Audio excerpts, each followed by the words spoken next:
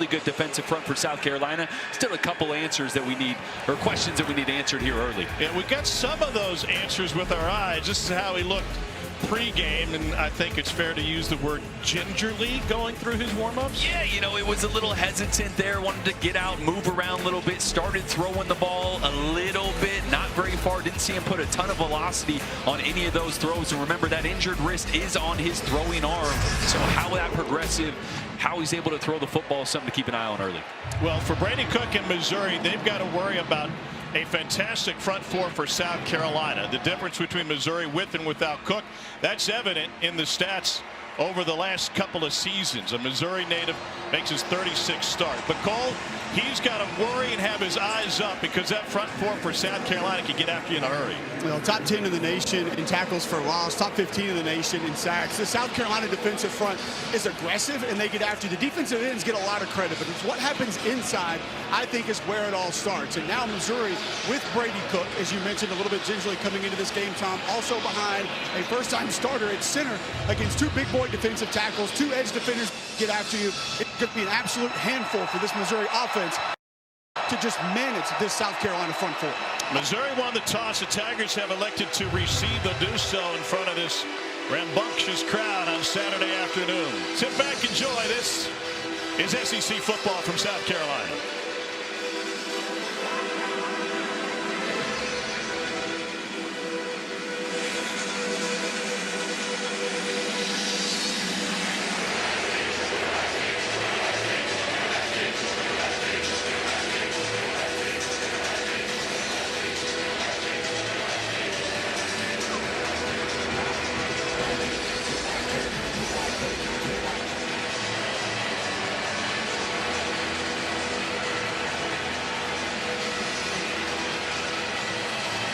Herrera has the ball on the tee. Marquise Johnson set to return from Mizzou. We are underway from Soda City.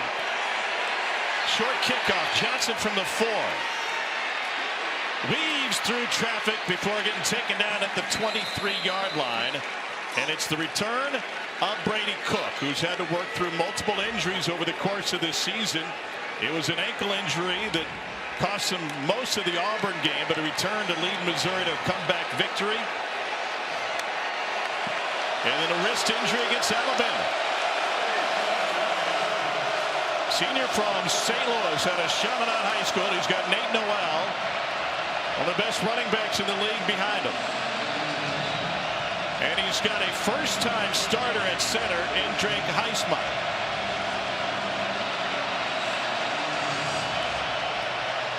Noel on first down finds plenty of space, and Missouri had a schedule before the tackle by Debo Williams. Yeah, and this is going to be huge for Missouri, having Nate Noel back and closer to 100%. They're hoping to get around 15 carries out of him tonight. Last week, working his way back, wasn't quite 100%. Man, when he is healthy, he's got juice, and he makes this offense go.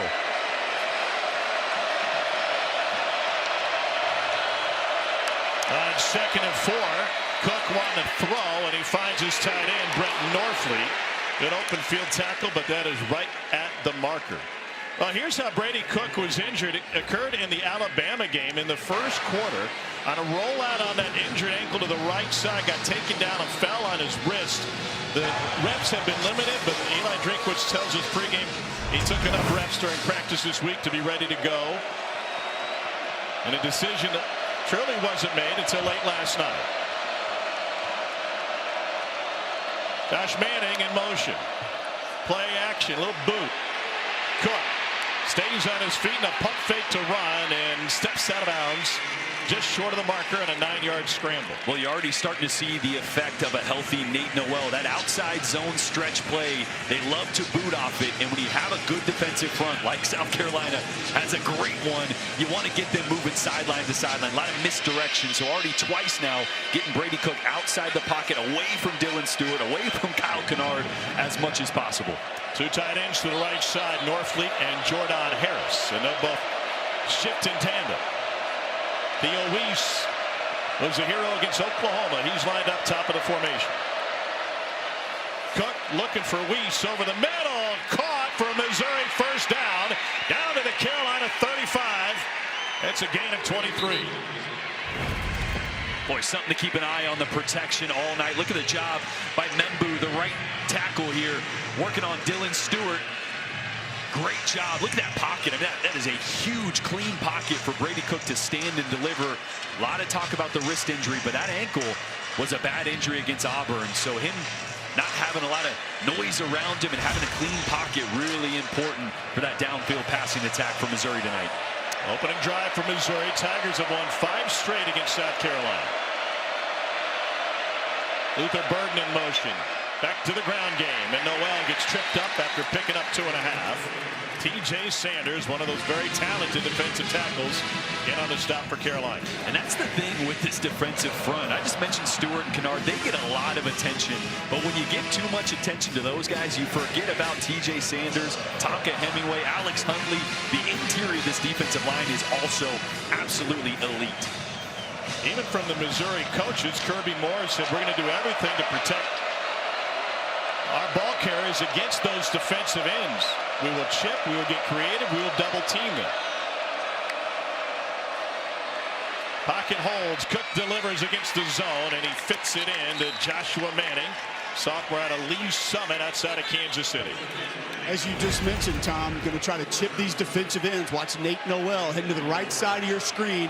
Going to help out Armand Member with a little full slab right there to the ribs. Back to the ground game again, and a big hit and a noisy one on Nate Noel from Demetrius Knight. Offense looks a little different, doesn't it, than what we saw last week with Drew Pine. I think what you're seeing is attacking the middle of the field.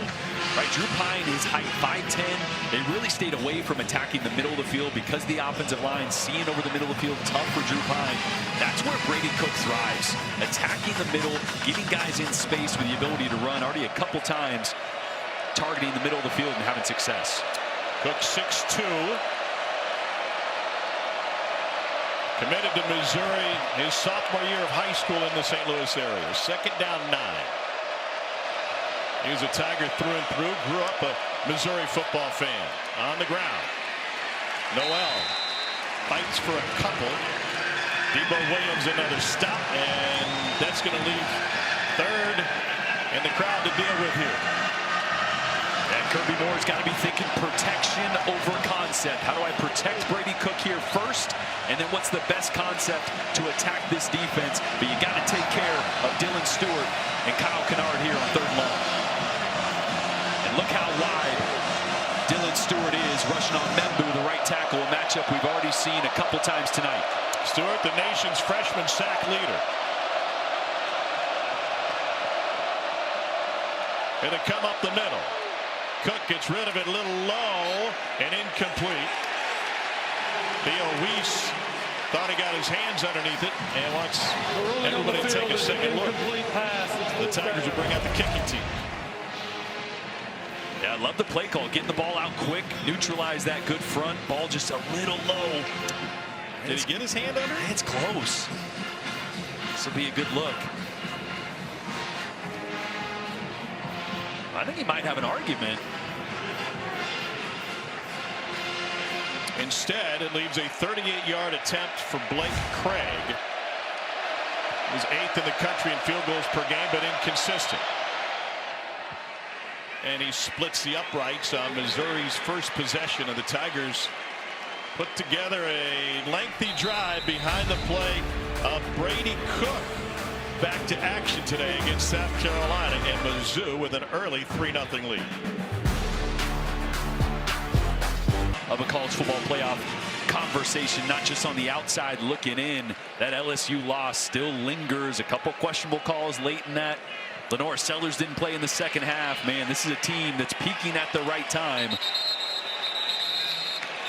Fair catch taken by South Carolina. And here is Lenore Sellers, who's really turned his season around. He was mistake prone and turnover prone through the first 5 games or so of the year. Second-year freshman out of Florence, South Carolina. Look at the difference in the last 3 games. I mean, it's amazing. He's really developing within the pocket. Footwork, timing, throwing on rhythm, protecting the football, as you see there. We knew the athleticism and the skill set, the size was always there. And that's really bought him some time to develop as a quarterback. We're really starting to see Dow Loggins and Lenora Sellers hit their stride here late in the season. A couple games ago against A&M, he rushed for a career-high 106. Missouri rushes forward with a spy, and they deliver on time over the middle to Joshua Simon past midfield. And there's the cost of a running quarterback with extra eyes on Sellers. It's a pickup of 30. And 2 guys take Rocket Sanders out of the backfield. No one left for Joshua Simon. And really, he's been such a bright spot. I know Cole talks about him being the MVP of this offense, and I might agree with him so far. He leads them in receptions and receiving yards, and now Rocket Sanders tippy-toes to a loss of a ½ yard before being met by Christian Williams. He's one of those guys that comes out on film as a football player. He doesn't struggle with anything. He offers physicality, run after the catch. He can separate when he runs routes. And today's day and age, you get a tight end that's willing to mix it up, trade paint, you're happy with that. Talk with Missouri defensive coordinator Corey Batoon about South Carolina's size and athleticism, and again, nothing for Sanders. He said their bigs are athletic and they create tough matchups. Well, the ground game has been stymied on the last couple of touches for Rocket Sanders, and now South Carolina looking at 3rd and 10. Yeah, this is where they want to stay out of these obvious 3rd long passing situations. Run game going to be super important as the game progresses here. And Sanders coming up back-to-back 100-yard games. Sellers has plenty of time, and he fits it in for a South Carolina first down to Gage Larvidan. Gain of 14. Oh, it's just a great route by Larvidan. He's got a little bit of what we call a down corner. He's going to fake a seam, bend it back out to the outside, creates a leverage issue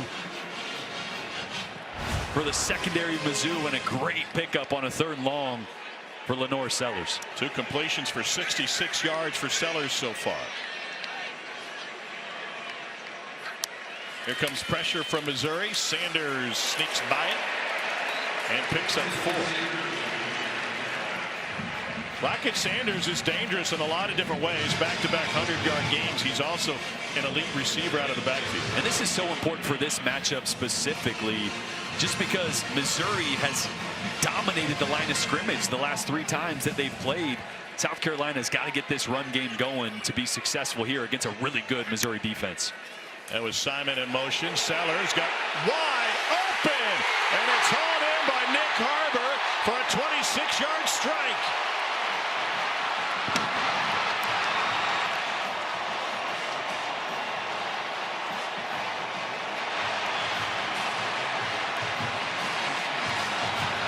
Just his 2nd touchdown of the season for the big speedster Nick Harbor.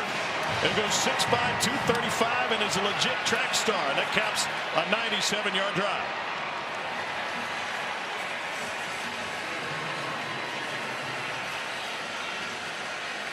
Pardon me, a 75-yard drive. And here's Herrera. South Carolina answers. He might be primed for a shootout today. And just a busted coverage by Missouri. They're going to bring a cat corner, a corner blitz here, and the safety Marvin Burks is going to have to roll over. Here comes the corner. Burks is going to have to roll over to pick up this vertical, but he doesn't. He goes down, gets his eyes caught in the backfield, and nobody there for Nick Harbor down the sideline, and a big answer by South Carolina. 3 huge completions for Sellers and the Cox on top. In the Independence Bowl 20 years ago, fair catch asked for in the end zone by Marquise Johnson, and Shane Beamer was up front. He said they just kicked our butts in everything. He's looking for his first win against the Tigers and Eli Drinkwitz. So here's Brady Cook.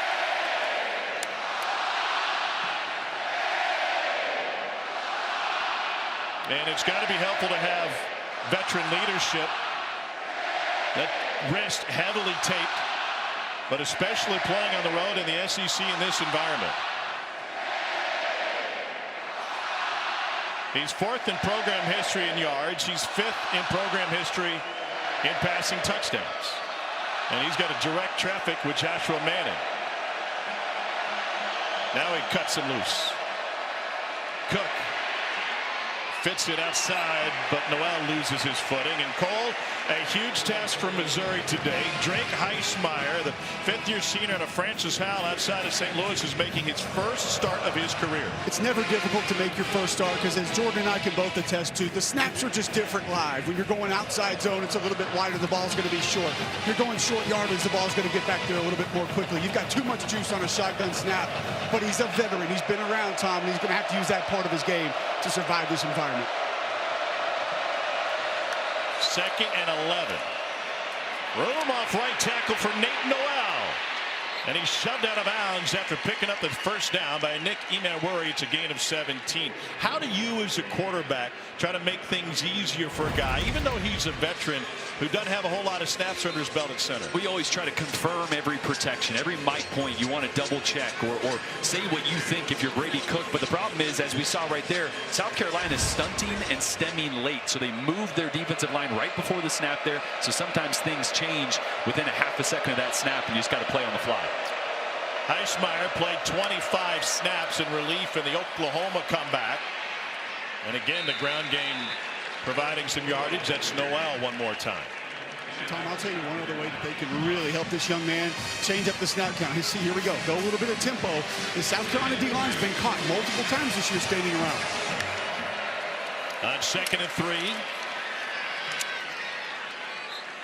First down run by Nate Noel. Eli Drinkwitz telling us that it's helpful to have a healthy Nate Noel back from a foot injury, that there are things that Missouri can do with Noel at running back that the other guys just simply don't provide. Well, it's the outside zone. It's the stretch play that's so difficult for an athletic and dominant defensive front. You make them go east to west. Marcus Carroll's a good running back, but that's not his forte. They've gotten away from the outside zone a little bit the last week or two. Now you can already see about 5 or 6 times already tonight. This time straight ahead. Noel had 10 carries in the Oklahoma win. What a game that was last Saturday night at Faurot Field. Back and forth. It was a snoozer for about a little over 3 quarters, and then it just erupted in the 4th quarter. It was 9-3 at half. Like a snoozer. It wasn't. I mean, it was a good game, but it was. Was it though? The first half. Trying to be nice. The Tom Mansky video. It was not. Marcus Carroll now in at running back.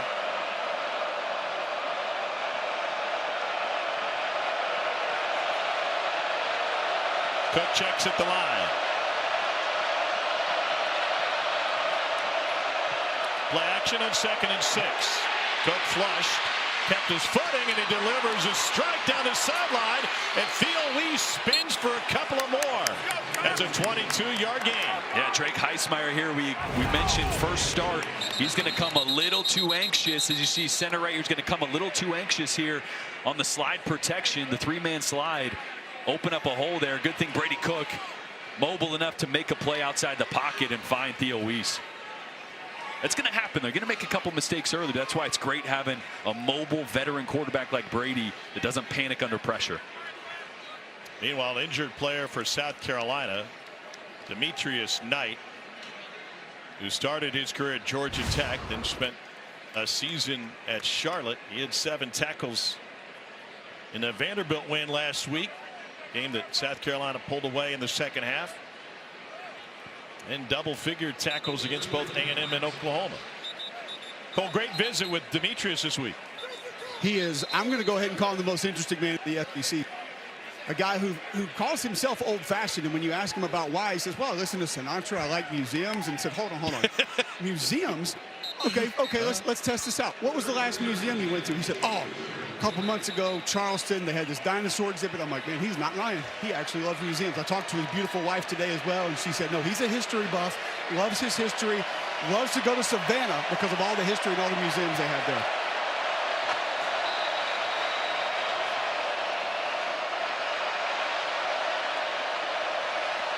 So 1st and 10 for Missouri, and Marcus Carroll bottled up on the edge, taken down for a 2-yard loss. Jalen Kilgore and company.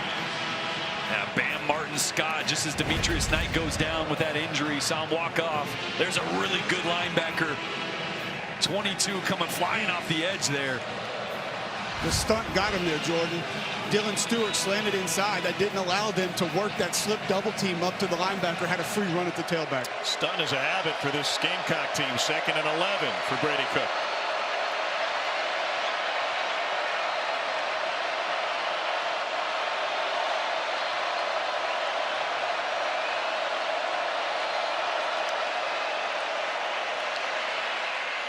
Good hands by Luther Burden.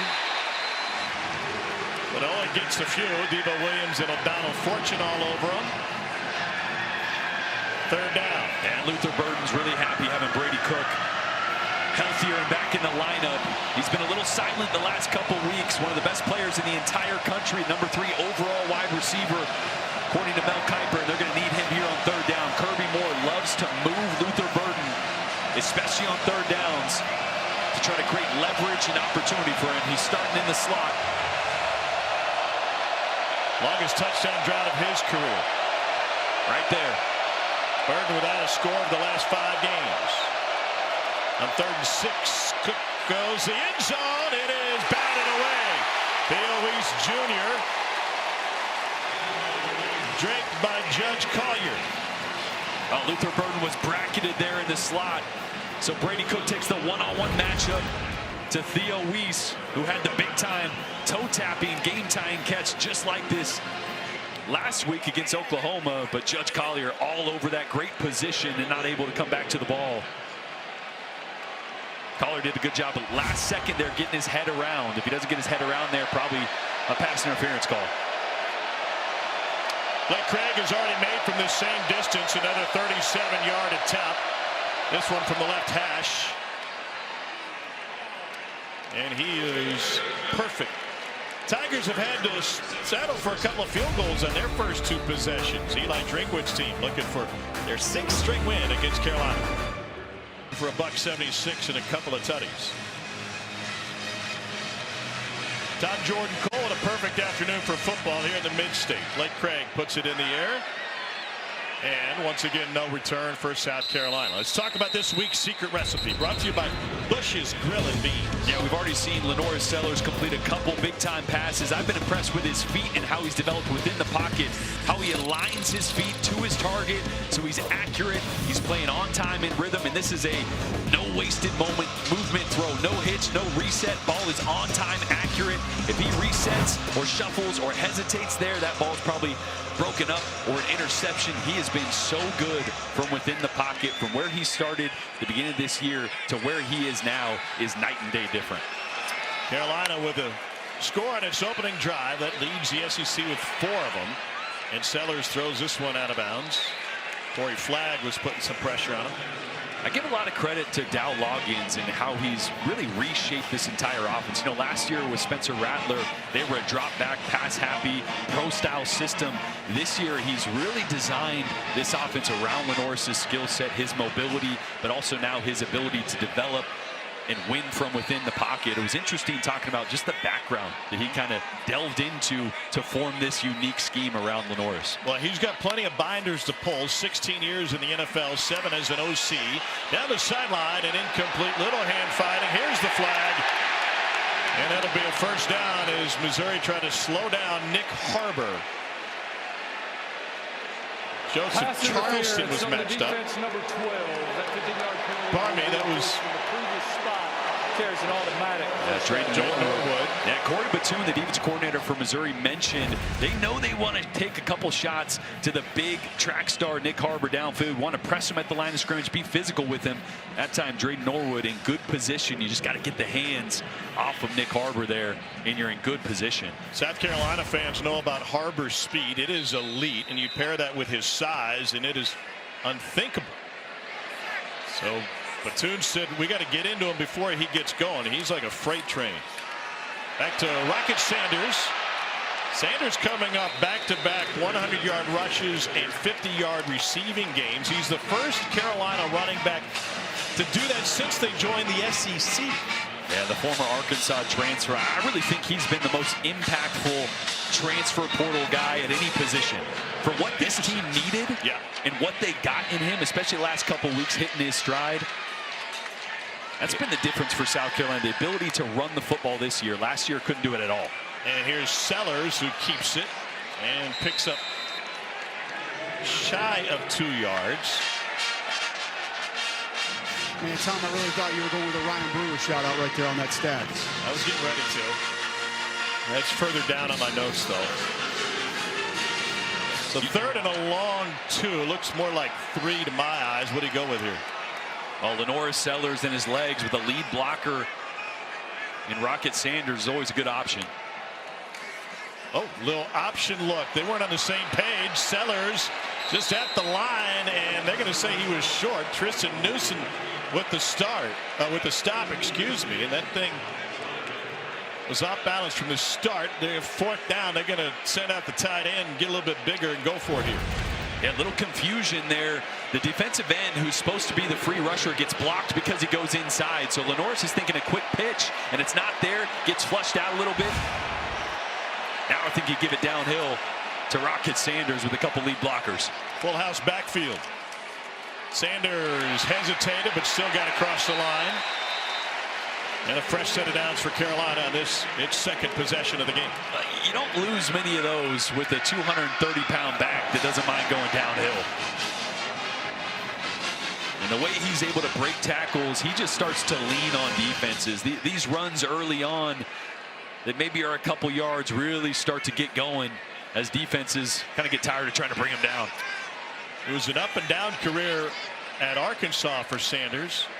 Great first year, the mediocre the second. Sellers trying to fit it in and a little high, aiming for Joshua Simon. And that leaves 2nd and 10. Yeah, this is where the development can continue for Lenoir. Getting off reads and finding that 3rd or 4th option. Watch this. He's going to try to hit this route, but watch the underneath route come wide open. When the corner's not there, if he just checks that ball down to Mazio Bennett, sitting right there, nobody's there. That's a nice pickup and probably a 1st down.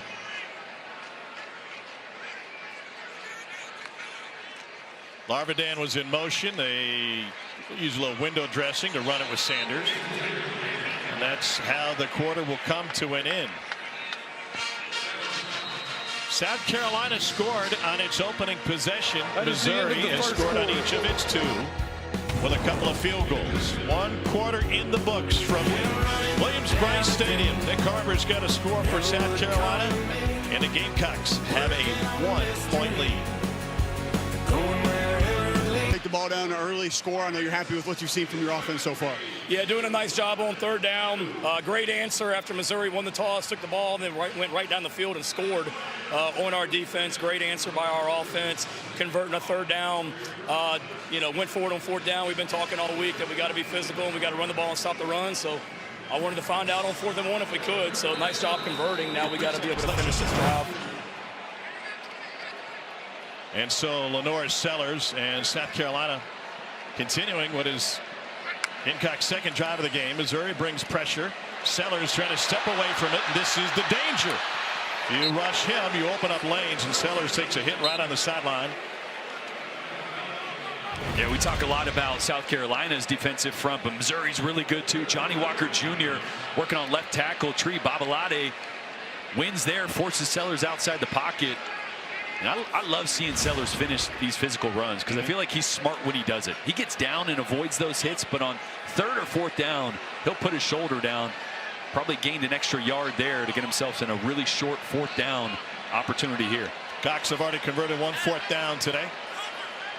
An empty backfield for Sellers. Yeah, they're going to fake a little zone read, and I bet they're going to get Sellers right down the middle here. And South Carolina had something wrong. Their first charge timeout of the half. This will be a 30-second timeout. So Shane Beamer's got to use a timeout on 4th and 2. I wouldn't imagine he's changing his mind about whether or not to go for it, but something was off. Think back too, guys. Eli Drinkwitz told us they would be in punt safe pretty much on every 4th down today. Yeah. So they don't need much to think about. They're going to be in the same thing no matter what. These are two very creative minds coaching against each other, and Drink was telling us this week, you know, it's really a cat and mouse game, because what I'm worried about in game prep is figure out what it is they want to do, and it's not always obvious. Yeah, but right now it's pretty obvious in these short situations they want to get north and south, and they feel like they can. I mentioned this has been a matchup history where last 3 years South Carolina hasn't run the football well. So far they've been physical tonight. Let's see if they lean on it here. Same formation. Sanders in the backfield. He went on the sweep. They want to throw it, and a pump and a go, and Lenore Sellers takes a lick, and Shane Beamer's begging for a flag. It was a first down run for Lenore Sellers after the pump fake. Boy, how about 4th and short? You put the ball in your quarterback's hands, not using his legs like everybody thought. Great job by Sellers, not forcing it into coverage, using his legs to get north and south. And there's a lot of traffic. Yeah, it was. 10th play of the drive. A couple of 4th down conversions on this possession for Carolina. That was Simon in motion. Here's Sanders, and he tries to sneak his way through to find some daylight, and picks up 4. Zion Young, who was the hero for Missouri to cap the Oklahoma game with a scoop and score, in on the tackle for the Tigers. Zion Young's been really good, right? Replacing big Darius Robinson, who was a first-round draft pick off this defensive front last year, the transfer from Michigan State. Not just an impact on the field, but he's slowly, maybe not even slowly, becoming one of the leaders of this team as well. Had a great conversation with Zion this week. He made Cole laugh. Here's a run for Sanders, tried to shake a little bit. That's hard to do. Well, Cole, what was your reaction? You asked Zion about South Carolina's tight end. How do you worry about Joshua Simon? He said, hurt him. It was in 2 words, hurt him. I mean, I didn't laugh because I thought it was funny. I laughed because I liked it so much. You love to hear a guy whose physicality means that much to him and his team. But we mentioned earlier Joshua Simon. I think he's the MVP of the South Carolina offense. One way to go after him is, he mentioned, hurt him. Carolina looking for a first down on the ground, and they pick it up. Doesn't that tell you everything you need to know about Cole? You know, jokes don't make him laugh, but people getting hurt or people just hitting each other, that makes him laugh. Cole doesn't go to comedy shows. He goes to wrestling matches to see people get hit over the head with a chair, and he laughs. Missouri's got some talent that they can rotate through on that defensive line, but they are winded at a 13th play of this drive. South Carolina has run it 10 times. Oh, big stop up first down. Oscar Attaway with his first carry, turned the opposite way by Corey Flagg with 14 touchdowns. Well, that was Flagg's brother who's in on that stop, but Corey had 14 tackles, excuse me, against Oklahoma. 14 touchdowns would be a record. So Corey and Caleb Flagg, they got there out there at the same time for Mizzou. Attaway leaves the backfield. Sellers fakes the toss and takes it straight ahead. It leaves 3rd and 4. What did Shane say this week about why this series hasn't gone Carolina's way over the last handful of seasons? He said, well, quite frankly, they just kicked our butts. Missouri was more physical. You mentioned the rushing success that the Tigers have had. And now Shane Beamer's team is returning the favor. This is an old school smash mouth drive.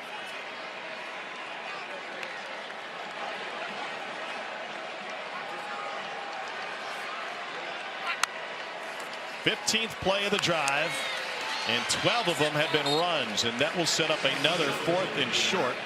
Christian Williams on the stop for Missouri. Yeah, that looked like a no, you're going to go for it call right there, Jordan, on 4th down. Yeah, let's see if we can cut this to 1 or 2.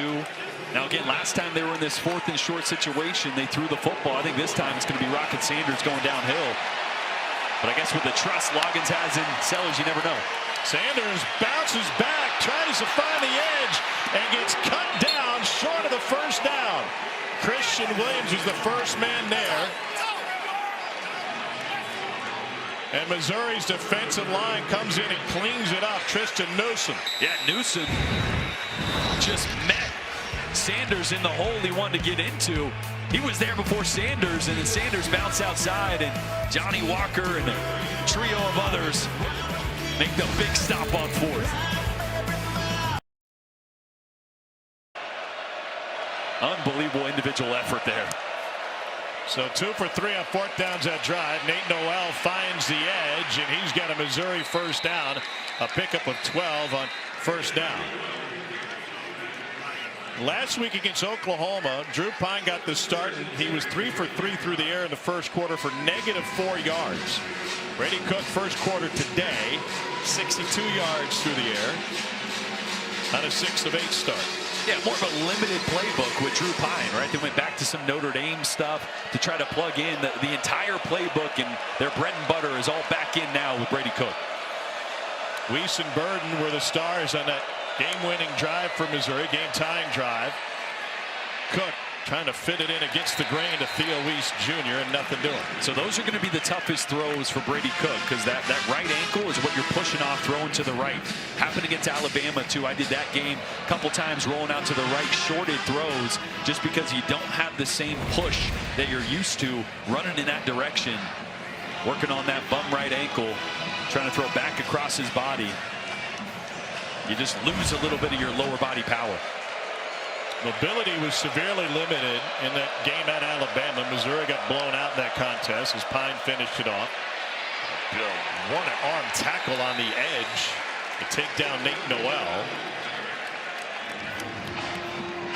Ryan Thomas there for Carolina. And Mizzou left with a third down. Tigers have scored on each of their first 2 possessions. But Missouri is 0 for 2 on third down today. Gotta find 3 at some point, don't you?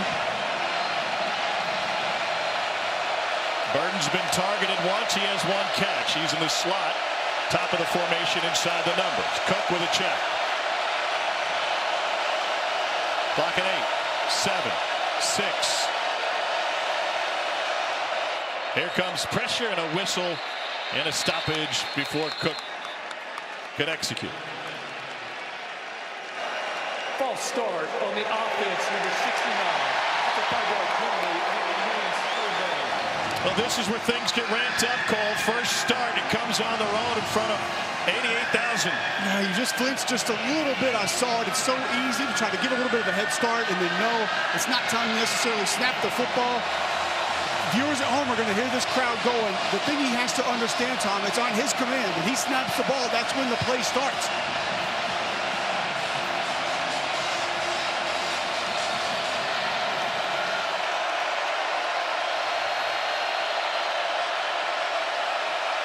The tap comes from the left guard, and another whistle, and movement again on Missouri.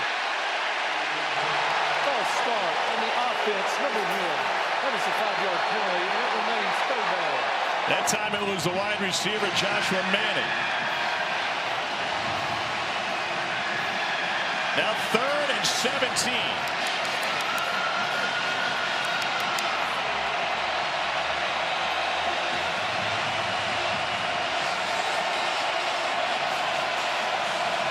Third and long in the SEC is not a place for the meat.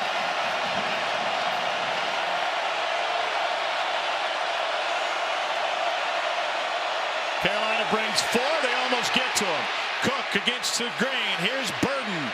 Change of direction. Another U-turn on Eugene. And Burden runs into traffic.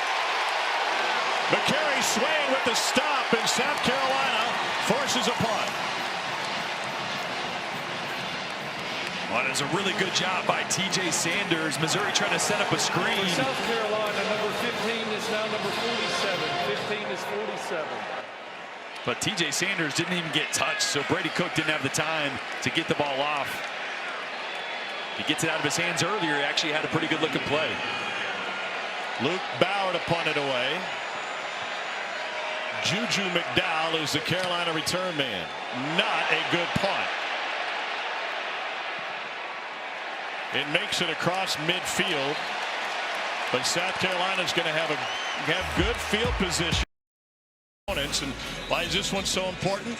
Carolina's odds to make the college football playoff remain in play if they win out And they got Wofford next and Clemson, which came from behind on the road at Pitt today with a Kate Klubnik QB draw.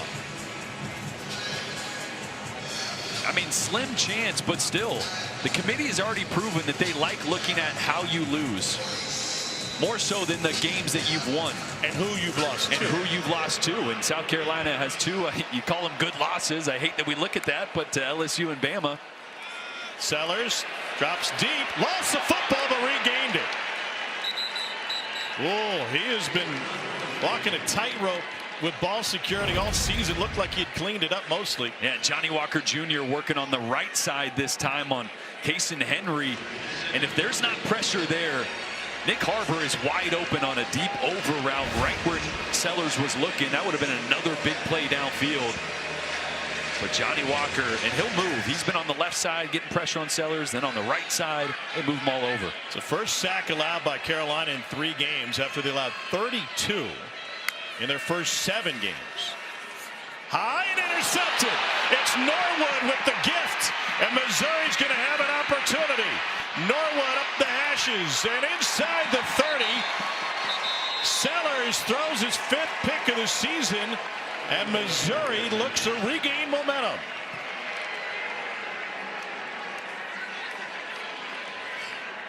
Just mentioned Johnny Walker Jr. this time, instead of rushing on the outside, he's going to rush on the inside and gets just enough color in the face of Sellers, I think. Not directly in front of him, but just enough that ball sails a little bit. Sometimes as a quarterback, you see color flash right in front of your face. It throws off your timing. And even subconsciously, that ball comes out a little bit higher, and that time with a wide open receiver just sailed it. Missouri had 4 takeaways last Saturday night in Columbia. The other Columbia against Oklahoma. Remember, Dow Loggins told us at the Oklahoma game, Tom, at halftime, that was one of the things that Lenora Sellers had been struggling with. The weight distribution sometimes forces the ball to sail on her. So Brady Cook, as Sellers goes to the iPad to try and figure it out. Cook go for the end zone. It is tipped and incomplete. Marquise Johnson, the intended receiver. Collier slow to get up after defending it. A big collision there in the end zone. Collier does a great job of reading Brady Cook's eyes the whole way. Little double post concept from a formation into the boundary. Collier had the big pass breakup in the end zone on the other side of the field on the jump ball to Theo Weiss. Having a really good game so far.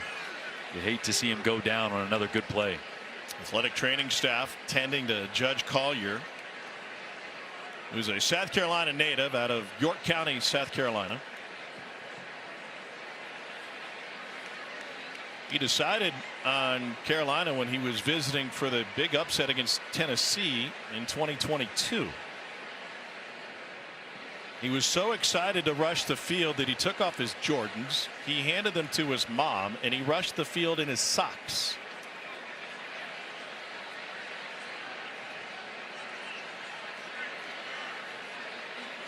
Aim Beamer will check on the sophomore cornerback now.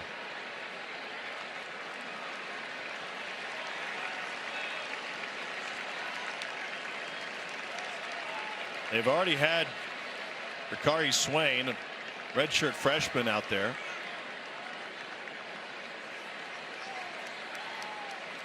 So they'll get a little bit younger in the backfield now as they take Collier's helmet from him.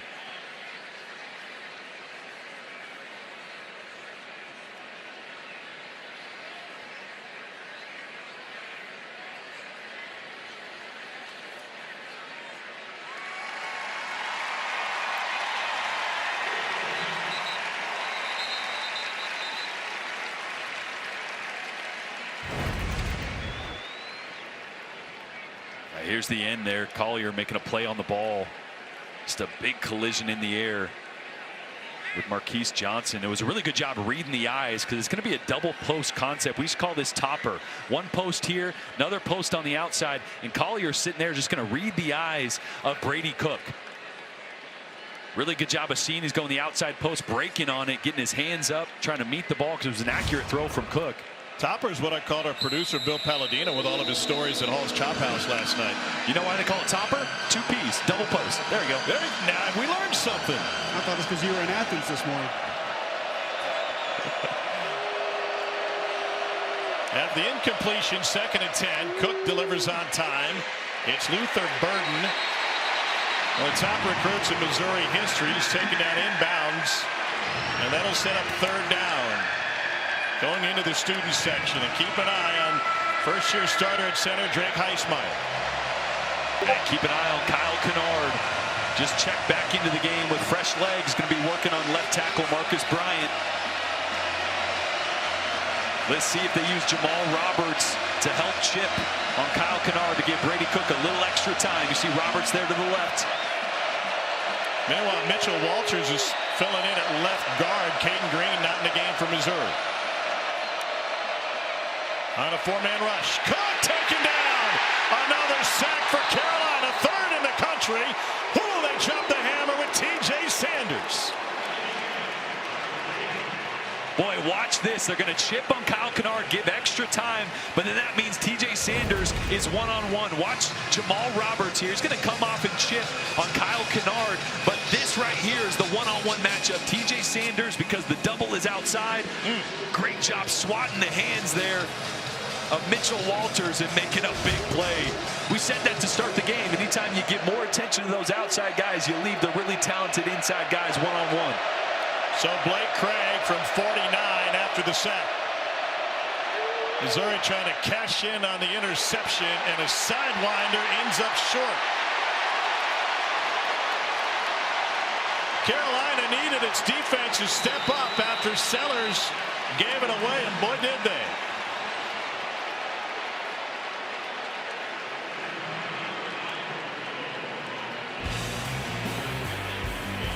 Craig had already made a pair of field goals from inside 40. The sack pushed them back deeper, and this one ends up hooking left and short. Empty possession for the Tigers. How'd you know? We were supposed to dress up together. I missed the memo. Sellers gets rid of it. Tamazio Bennett makes a first man miss, and then takes it for a Carolina first down on a pick of the 13. Boy, good to have Mazio Bennett, the true freshman, back in the lineup. He's a little banged up going into last week, and then took a throw off his thumb and got hurt in pregame, so didn't play last week. Their leading receiver, and really good in space, as you can see right there. And a touchdown on a big 4th and 9 in that Alabama game. A sweep and a shake by Jared Brown, and he finds a first down and the sideline, but a flag. 3 of them coming in. There's no question on this penalty. I think they might have missed a block in the back to start that play too. Everybody but Cole threw a flag. Holding on the offense, number 8. The 10-yard penalty will be enforced from the spot of the foul with a replay of first down. First flag against South Carolina tonight. It goes against Nick Harbor. Yeah, just a little hold on the perimeter. Like I said, I think they missed a block in the back to start that, so it might have been a little bit of a makeup call. Nope, there's Harbor. There he is. Just keep circling. Yeah, You'll find him. I'll find him eventually. You see that first block, I think was in the back, and then take your pick. Yeah, just like my circles. 1st and 9 now. Bennett with the orbit motion. Sellers looking deep and checks down to Bennett. No gain. Well, Lenore Sellers on that last possession recovered his own fumble before he threw the pick. I was talking with Dow Loggins, the offensive coordinator of Carolina, before the game, and I said, how did you guys clean this up? And one of the ways they've done it is showing him tape of all quarterback turnovers. Not his own necessarily, but hey, these are the mistakes others are making. He's still a very young quarterback, and there are a lot of reps that he does not yet have when it comes to ball protection. Here's Rocket Sanders to the logo. Only 3rd and 4. Sellers started perfect, 3 for 3. Just 2 for 5 since with that pick. And that pick came on the overthrow. And Cole mentioned sometimes those mechanics Al Loggins told us about get Sellers out of whack.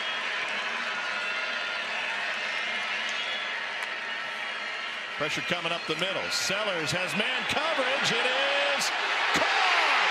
Nick Harbor down to the 5 for a 3-yard gain.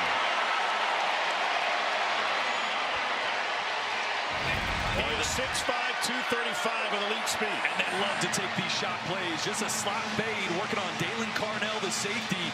And if you don't get hands on him at the line of scrimmage, nobody's going to catch him. He's an elite track speed kind of guy, a 10-100 meter. And Sellers put it in the perfect spot there for Nick Harbor. We're at the 2-minute timeout. South Carolina looking to extend its lead. Shane Beamer and company fired up. Some missed tackles on both Sellers and Sanders in that game. They also took advantage of finding the edge against that front 4. It's 1st and goal for South Carolina from the 6-yard line. Rocket Sanders in the backfield. Sellers pop pass, end zone, touchdown, South Carolina, Joshua Simon.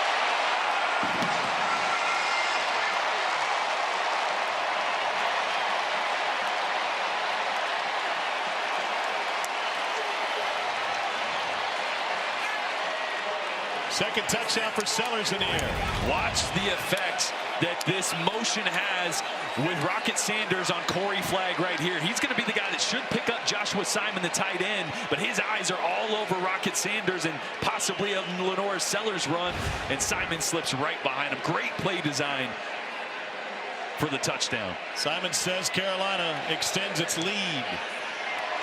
His team leading 6th touchdown of the season. And his 5th. Drew Pine told all over the place. That South Carolina defense is bread and butter. Hemingway up front. And here's a run for Nate Noel. Scampers out of bounds. Stops the clock with 1:50. Yeah, Missouri still all 3 of their timeouts. So like I said, you don't want to get into a pass-happy situation versus this South Carolina defense. You can still run the football. Minute 50 left. All 3 timeouts. You want to have a sense of urgency, but this isn't a full-out, full-court press type of 2-minute drill.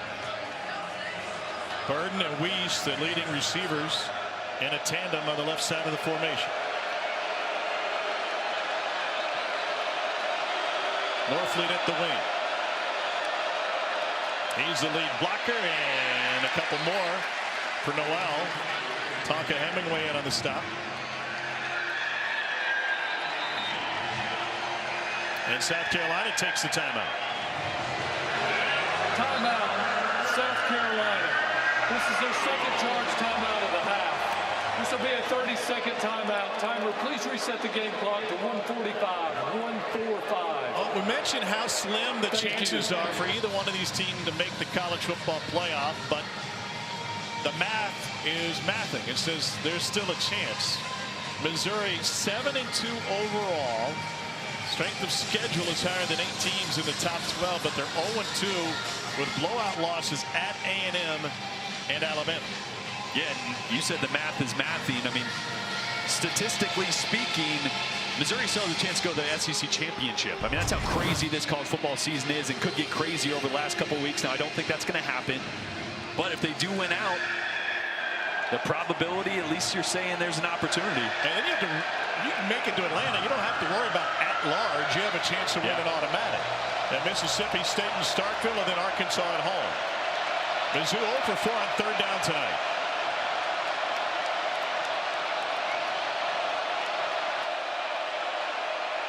Cook looking for Noel on the wheel route. Goes underneath, and nothing doing to Theo Weiss Jr. It's a gain of only 1.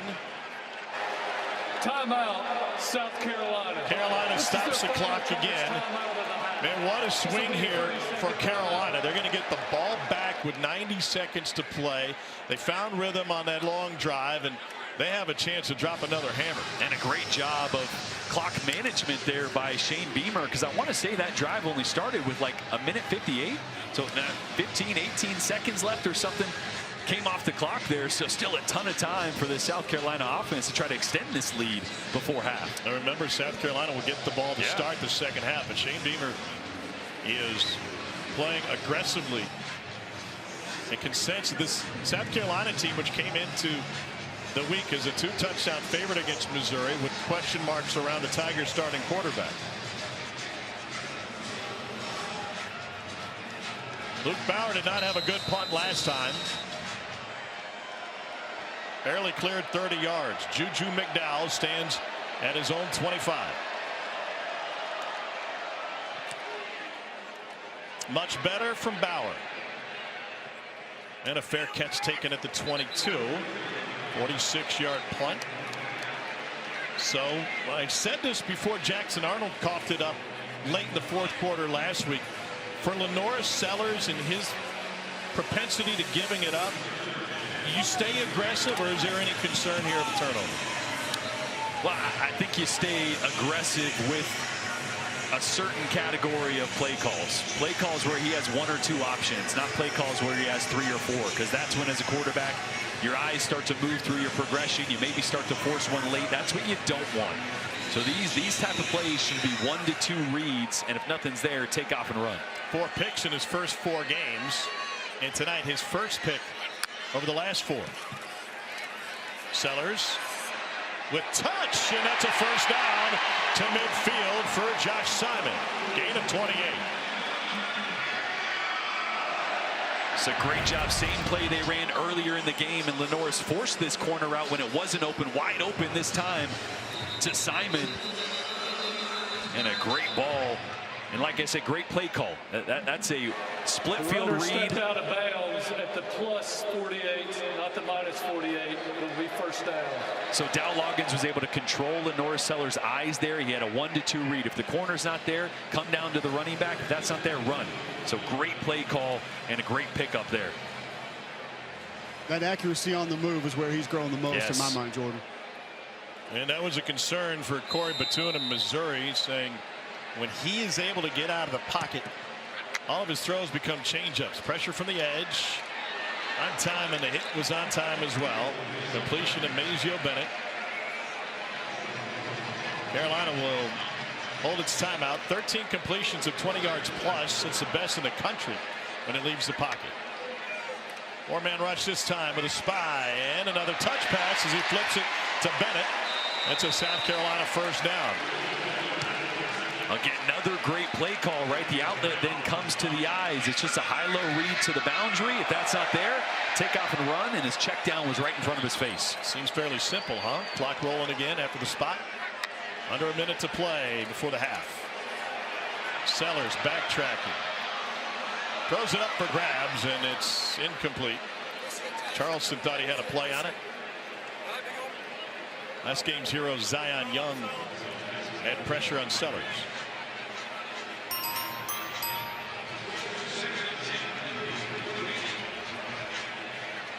I see Georgia tonight, the only other top 25 showdown in college football today. I was in Athens this morning. They are ready for that game, to say the least.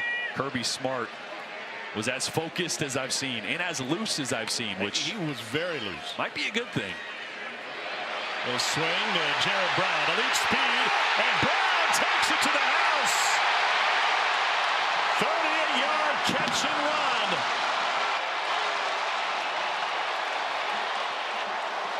And the first score of the season for the former Chanticleer out of Coastal Carolina.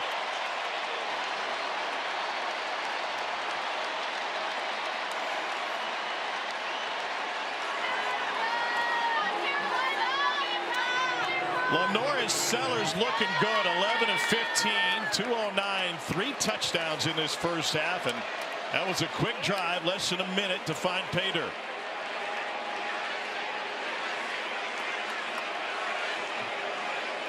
Alex Herrera for the point after.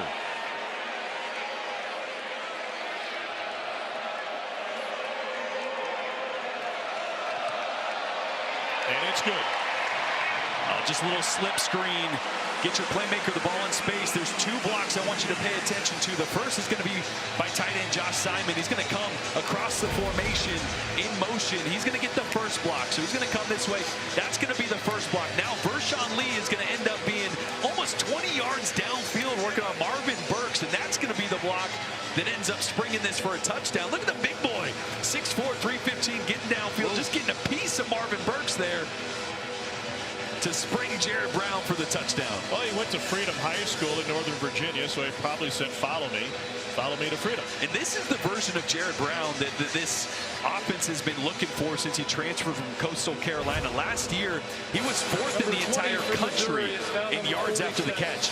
He's ninth on the team this year, so just hasn't been able to find success with the ball in his hands in space that time. That's the Jared Brown South Carolina fans expected to see. Plenty of sandstorm tonight.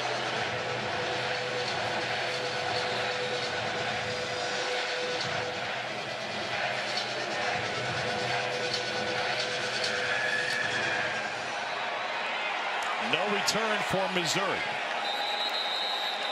Brady Cook 9 of 13 for 70 yards. He's been sacked once.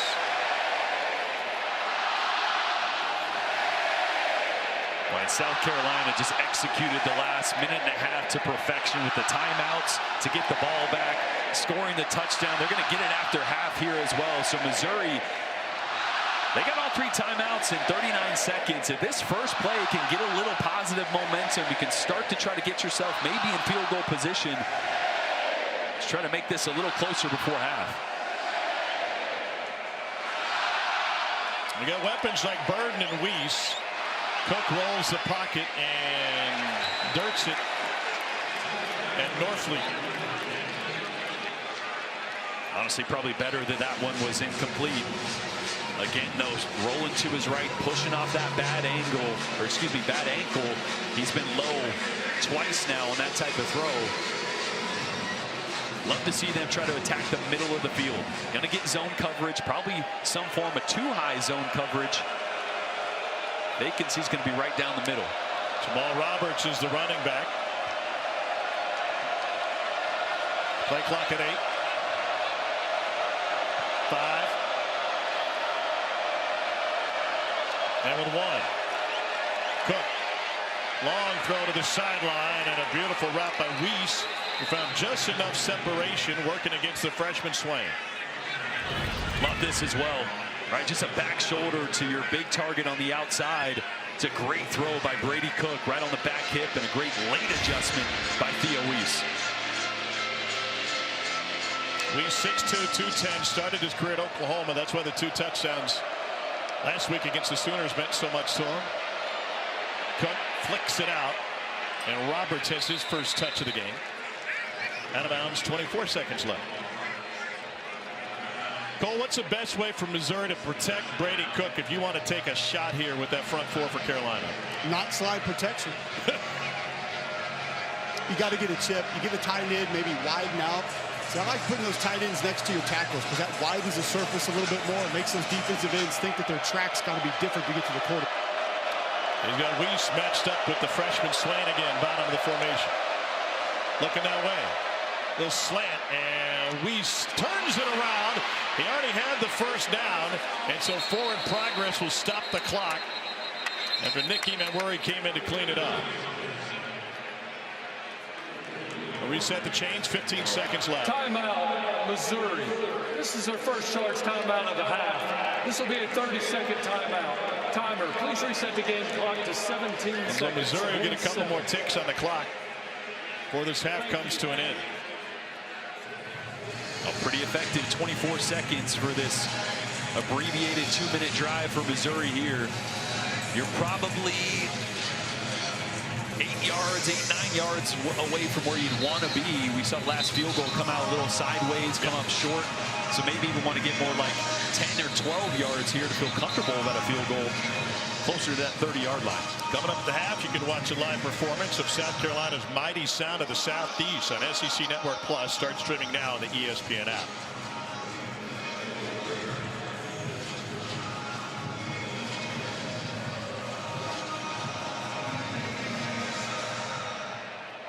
Sure looks like you're going to get some form of man coverage here.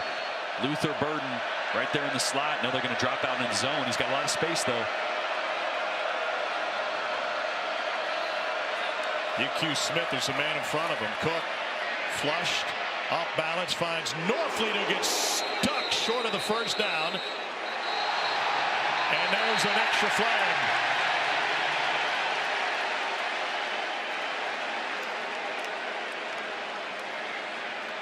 Cameron Johnson came in to try to defend his tight end. We'll see if South Carolina got caught.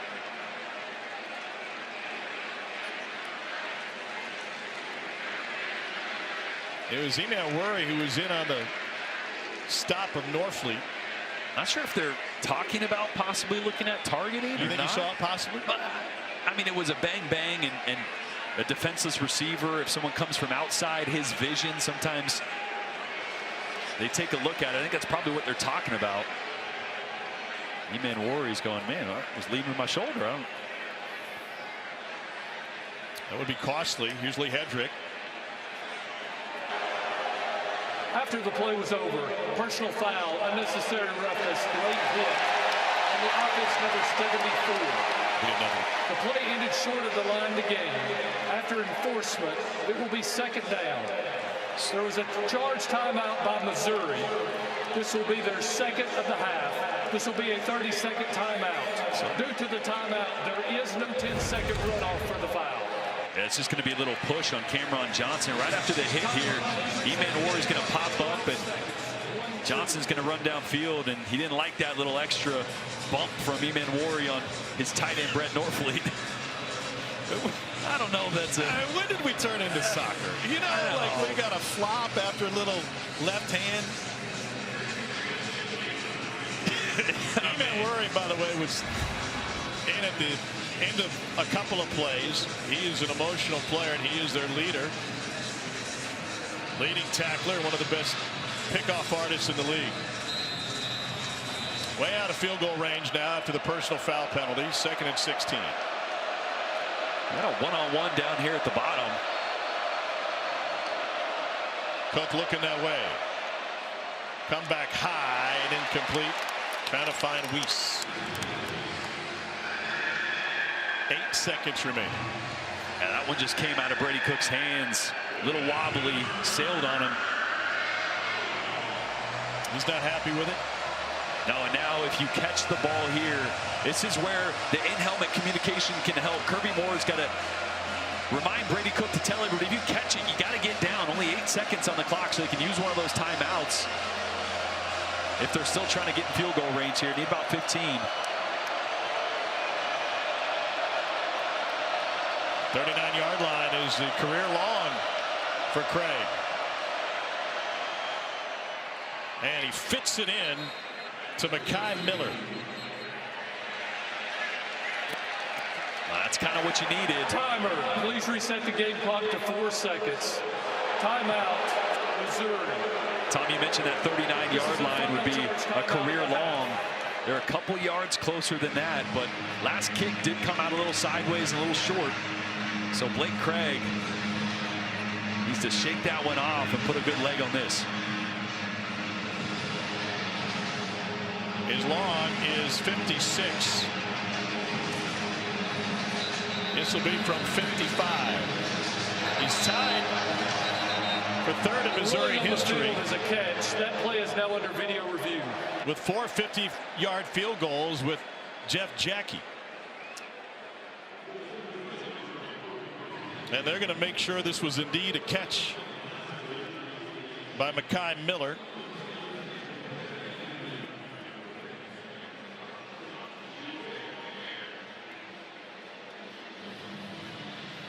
Well, Shane Beamer and South Carolina have used the clock to perfection in this first half.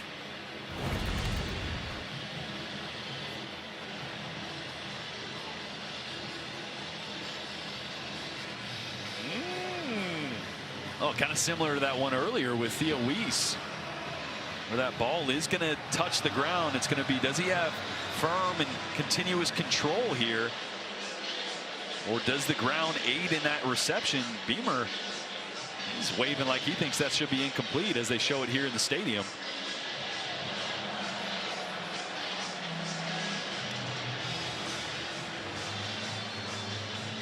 I mean, I don't think the ball was moving when it hit the ground, but it also didn't look like that control was very firm as he kind of had it pinned with his forearms. I think that one might be incomplete. Well, and to be clear, it can't hit the ground. You just can't use the ground to aid in the catch.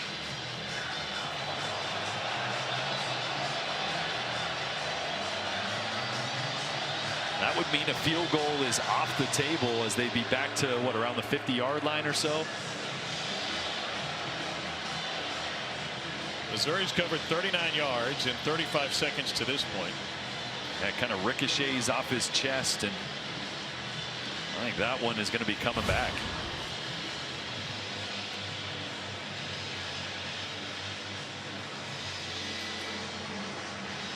What have you seen from Brady Cook tonight? But he just looks poised. He looks in command of what's going on in the offense, but he also doesn't look 100%. I mentioned that ball coming out a little wobbly, a little high. Those are throws that Brady always hits. That one right before this one to Theo Weiss. And again, that fracture on his wrist and his arm. You see the padding on his right wrist there. The ball's just coming out not quite as clean. His command and decision making is right where it needs to be, but probably not making the type of throws he's used to. I would guess that his reps were limited this week. After review, it is an incomplete pass. The ball hit the ground before possession was gained. Eli Drinkwitz. Missouri will be given their timeout back. They will have one remaining due to being called for video review. Eli told us that he'd taken some reps this week, but obviously as a veteran you don't have to take a ton. But I would imagine then the touch in the passing game may be a bit off after being generally idle the last couple of weeks. Yeah, and you wonder here if because of that wrist injury, does he have the arm strength that he's used to be able to get it to the end zone here for a Hail Mary. They're in this formation, what we used to call rebound, where three guys at the top, they're all going to run down, and you're just going to toss it up into the end zone. But this is their final charge timeout of the half. Maybe that's what they're going to talk about right now. If it's not a Hail Mary, is it a, get a guy on a crossing route, maybe a lateral? Do you want to lateral it, being close to half and give South Carolina the opportunity to pick it up and run it back? I mean, maybe you just play it safe here instead of trying to huck one to the end zone. Not sure if your quarterback can make that throw not being 100% healthy. And Cole, you're severely limited in what you can do against that front four for South Carolina, because they've shown third in the country in sacks. They don't have to bring extra rushers to get to the quarterback. That's the problem with this group, Tom. You can do it with three, most likely, because all you really want to do is just force the quarterback to move a little bit. But with this group, it's not just run them by the pocket, but this play that takes a little bit longer, they can retract and find the quarterback as well. Kirby Moore is Missouri's offensive coordinator. And see the formation change. I don't think they're going to chuck it up at a Hail Mary anymore. I think they're going to try to get a quick throw and see if they can make something happen. See if he can break a tackle or two. Carolina's gone a little lighter on the defensive line. Brian Thomas at one end. And Kyle Kennard at the other. Carolina rushes only three. Here comes the fourth.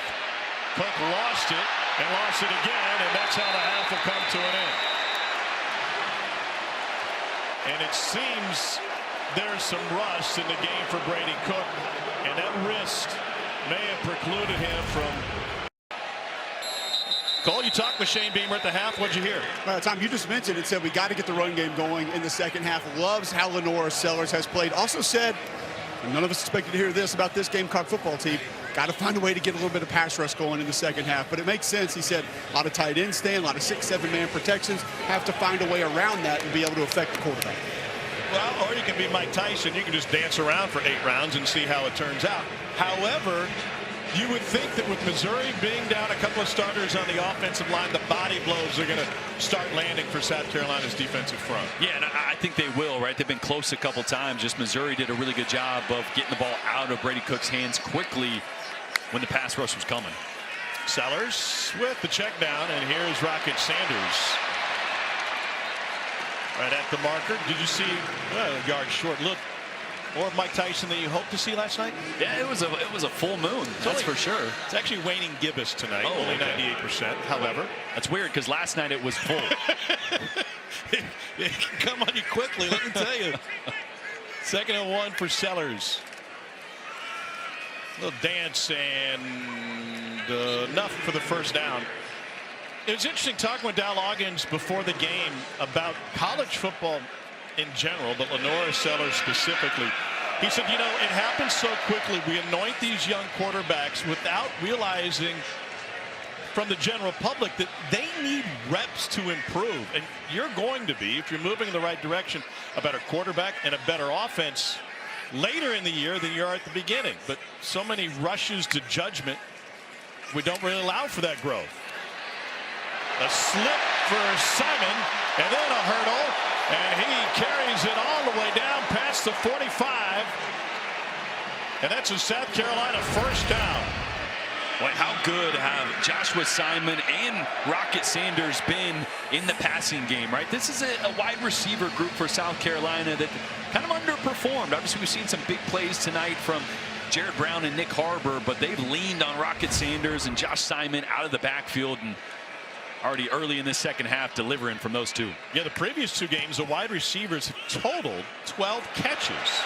Sanders, another slip, and Missouri having a hard time bringing the ball carrier down. And Rocket Sanders, who finishes his workout with a little yoga late at night, shows some nice moves and flexibility to get past it. Well, at 230, watch this little jump cut right here. I mean, the athleticism he has, and it was fun talking to him about how his first year at Arkansas, he actually first time running out to the practice field was going to go out to the wide receivers. Yeah, and Sam Pittman, Sam Pittman went, no, why don't you go try the running backs first? And you know, the rest is history. But he's been a weapon with the ball in his hands, whether it's from Lenora Sellers through the air or just getting downhill like we're used to seeing. He said, I went with the running backs in the team drills, and then we watched film later and said, you're staying here. Sellers, man coverage, throws it away. Harbor covered by the freshman Nicholas Deloach. You wonder if this is a situation here where this Missouri defense needs to start creating some urgency, and if Corey Batoon, the defense coordinator, needs to dial up some of the pressure. That was something that was such a staple of them last year. They led the SEC in blitz percentage. This year, much less reliant on the blitz, just 7th in the SEC at right around 29%. But I'd be surprised if they start to dial it up a little bit here to stop the run and put some pressure on Sellers. That pressure has resulted in 20 sacks. That is 13 behind Carolina coming into this game. There's Rocket Sanders again.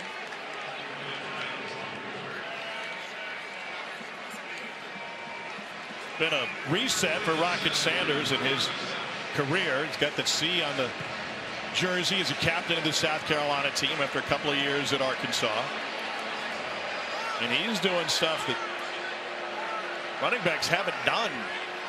Not just in South Carolina, but in college football. 3rd down 7 now.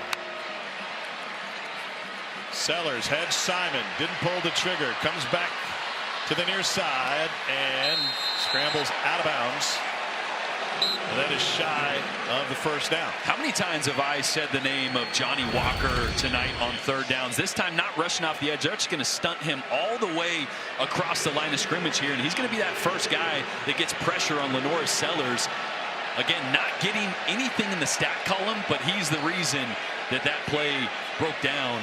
And they're forced a 4th down here. South Carolina has converted 2 of 3 4th downs. It all came on one drive. It was a 7.5-minute drive that ended up scoreless when they turned it over on down. 4th and 4 to throw. Sellers too much and no flag. Trying to find Simon. So another turnover on downs for South Carolina. And with 11:06 to go in the 3rd quarter, Missouri will have possession, trying to mount a comeback as they did just last week against Oklahoma. Cable television every Monday night, Cole. Clayton White does an amazing job of designing things defensively, and it always doesn't have to be glamorous blitz schemes with different linebackers or DBs coming out of different places. Sometimes it can just be the design of the defensive lineman. So you're going to get the edge pressure. Guard's going to be covered up, but it's the nose guard here that's going to occupy the center. When he goes away, that's going to leave the left guard one-on-one with TJ Sanders. He hits the bombada, gets to Brady Cook, and gets that sack. The edge pressure is great, but covering up the nose, something he told us he had to do in this game, and that's what frees up the one-on-one on the left guard. And by the way, that's a backup left guard in Mitchell Walters filling in for OU transfer Caden Green. So 1st and 10 for Brady Cook in Missouri. Nate Noel behind Cook in the pistol. Here's Noel. And he powers to a gain of 4. Is that all you're reading and reacting to? I just thought you guys might want to take a look at Kerry Lindella right here in this outfit. Sorry, I had to get that. Kerry. Yes. That is amazing. I was wondering where my boots went. I was wondering where my boa went. You're welcome. And you can see her on Broadway.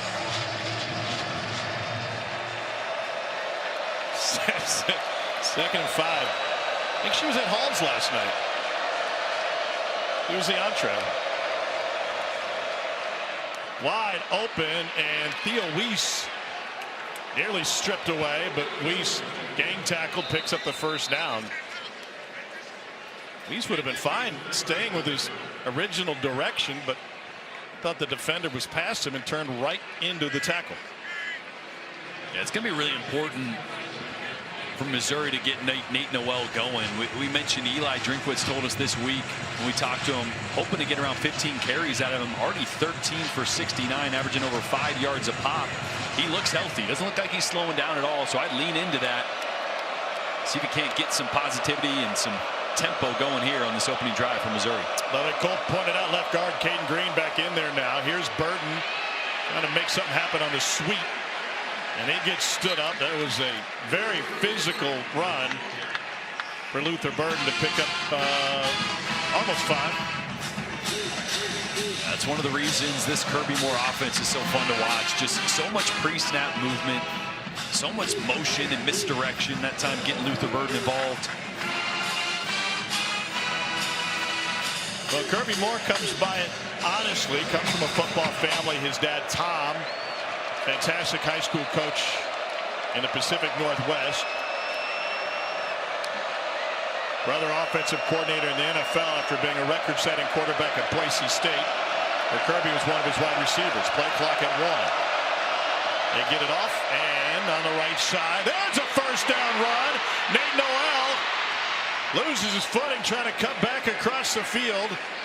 But a big chunk play, 23 yards for Noel. Yeah, there's that outside zone, and Armand Membu, right tackle, is going to get a great block, and actually another one picks off a couple South Carolina defenders, starting with Dylan Stewart and then Demetrius Knight to spring Nate Noel on that outside zone play. So important for them to get that going because it sets up their entire play action, their boot game. Time for the longest play of the night for Missouri with a Theo Weiss catch. You want Lacey in at tailback.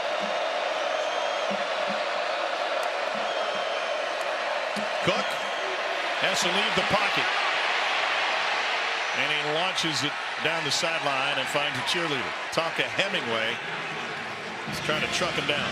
Yeah, just really good coverage downfield by South Carolina on that one. The initial pass rush was stymied. Just nobody open downfield, so Brady had to buy some time there. I think that's also what kind of gets lost in the mix for the South Carolina defense with so much attention on their front 4. They got 3 really good linebackers. I mentioned Demetrius Knight, Debo Williams, Bam Martin Scott, but on the back end they're really good as well. Clayton White's got a complete defense. He's drawn up more pressure this year. Here's the swing to the freshman Lacey, and Lacey gets around the edge and dives for a Mizzou first down.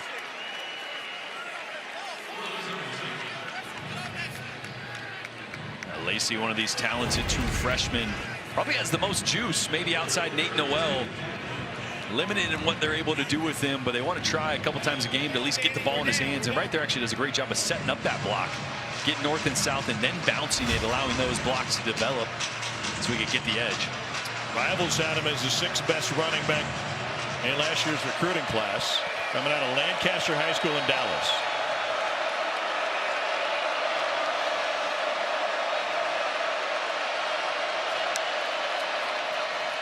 Lacey straight ahead in the fresh legs. About a gain of 7 before Jalen Kilgore comes in on the stop.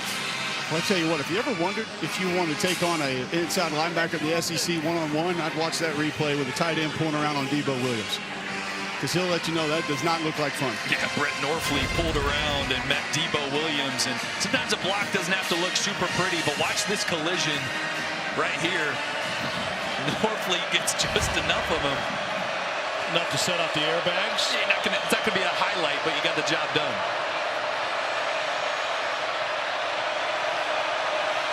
Cook with a check on 2nd and 3. With 2 on the play clock. He was bottled up for a moment, but then Lacey squirted free to pick up the first down. And the Tigers have it 1st and goal at about the 3. Well, showing some trust in their true freshman running back Lacey here. Down in the red zone on an important drive. You think you'd want to have Nate Noel in. We talked about how he's kind of on a pitch count. Already right around that 15 carry, 14 carry mark. Tigers going to go unbalanced here. They bring Mitchell Walters in. Offensive lineman will be on the left side as a tight end. So the balance is strong left. Yeah, extra O-lineman right there. With 1 on the clock. Straight ahead for Lacey. And the entire pile picks up a yard. Less than a yard.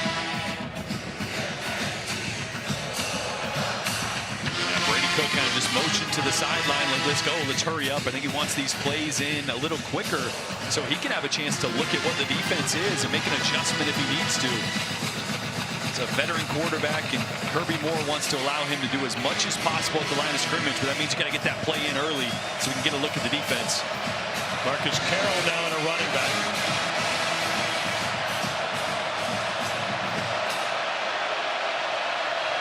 Second and goal. Carroll into the end zone. Touchdown, Missouri. Carroll's 7th touchdown of the season. And a little strutting from Drake Heismeyer in the end zone in front of the South Carolina fans. Missouri's going to leave the offense on the field and go for 2, trying to make it a 7-point deficit. Let's go for Dos. Brought to you by Dos Equis.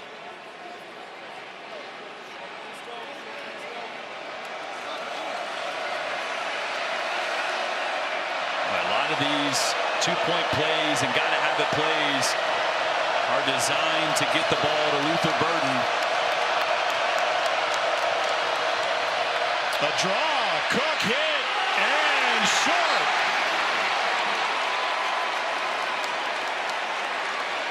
Bam Martin Scott living up to his name. No good.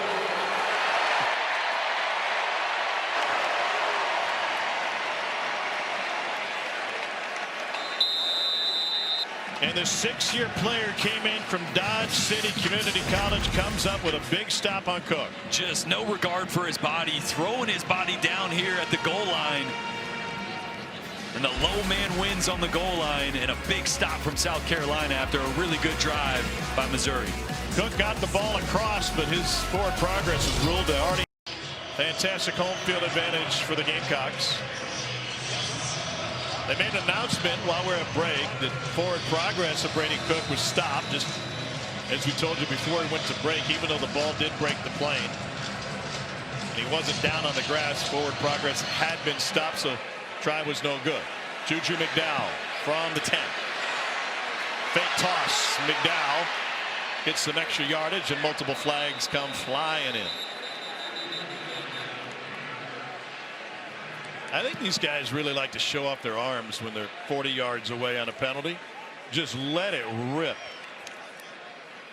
Yeah, probably need some ice after this. During the return, holding on the receiving team number 44. 10-yard penalty from the spot of the foul. First down.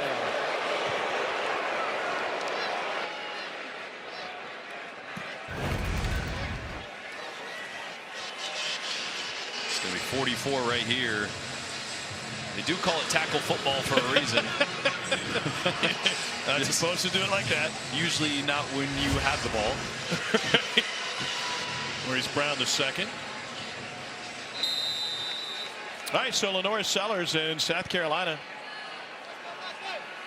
going to hold on to this lead. Rocket Sanders lost the football. Second down, they say Carolina recovered. That's the second time Carolina has put it on the ground and picked it back up. It was Lenore Sellers in the second quarter, and then Sanders that moment. Career high 3 touchdowns for Sellers. Yeah, well, I mentioned just how well he's developing from within the pocket and just how well Dow Loggins has built this offense around him.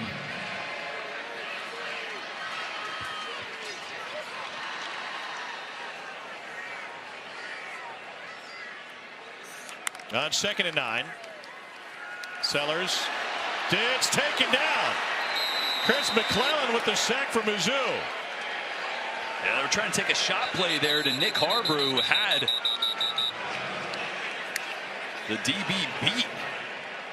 And I think they're going to get a holding. I said jersey grab. Nick Harbor was running away from the DB. Holding on the defense, number 12. Will be enforced from the previous spot, and it carries an automatic first down. Yeah, it's Drayden Norwood again on Nick Harbor. Right here, this is the one-on-one matchup they keep going back to. And again, if you don't get hands on Nick Harbor at the line of scrimmage, you give him some great grass. That's all you can do when he's that fast. Well, Missouri's a press coverage team, which is why Norwood is on his belt to begin with, but shows the physical talent of Harbor to still get separation. He's such a long strider that if he has separation at all, 1 or 2 steps is 4 or 5 for everybody else. The down marker had to be set for first down. You take the sack off the board and a first down by penalty for South Carolina. Sanders maybe picked up a yard. Newsom and Norwood there. Yeah, behind the chains now. This is what South Carolina did so good in the first half. As I mentioned, those runs weren't hitting big, but it was 3 and 4 yards, and it was setting them up in 2nd and mediums and 3rd and shorts. So this is a big second down here because South Carolina had all the momentum at half, doubling up there, scoring to extend the lead, getting the ball after half. But Missouri, with a stop and now a touchdown, have kind of stole the momentum back. Short arm throw is incomplete. Pressure was in the face of Sellers.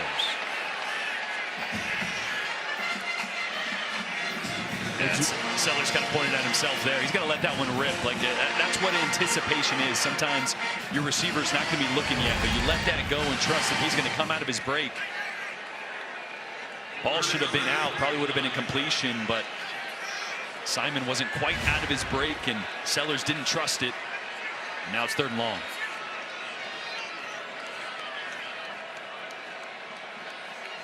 Harbor in motion. Sellers steps away from trouble. We got Green in front of him, trying to outrace the defender and gets shoved out of bounds after picking up the first down. Or is he just short? He is about a football short of the first down, and that'll bring up 4th and less than a yard. Another really good pass rush by Johnny Walker Jr. and really good closing speed by Sidney Williams to run Sellers down. He does reach the ball, but and then Williams pointed to the official exactly where Sellers had gone out of bounds.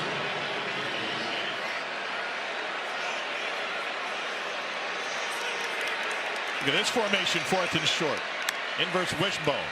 Sanders taken down, and Missouri gets another stop on 4th down. Corey Flagg just submarined his way in. There was no play prior to the snap. The previous play is under video review. Ooh, boy. Eli Drinkwitz is not going to be pleased with that.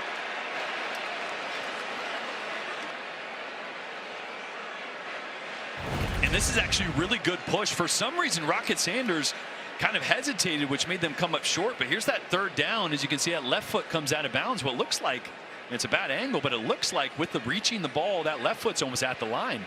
The ball is in front of that. You would think it would be picked up, but obviously you're going to need a better angle to be definitive about where that ball was when the left foot went out of bounds. And what a huge momentum swing this would be. Missouri was a play away from getting the ball at the 38-yard line. Instead, that play never occurred, and South Carolina may just pick up a first down after all of this. I'll tell you what, I don't know if we have a good look at it to be able to know exactly where that ball is. This one may be our best look. Can piece together, I think it's just past the 42, which would be right at about that marker. The 38. So, yeah, sorry, the 38. Math is mathing. Meanwhile, Josh Simon was injured on the play.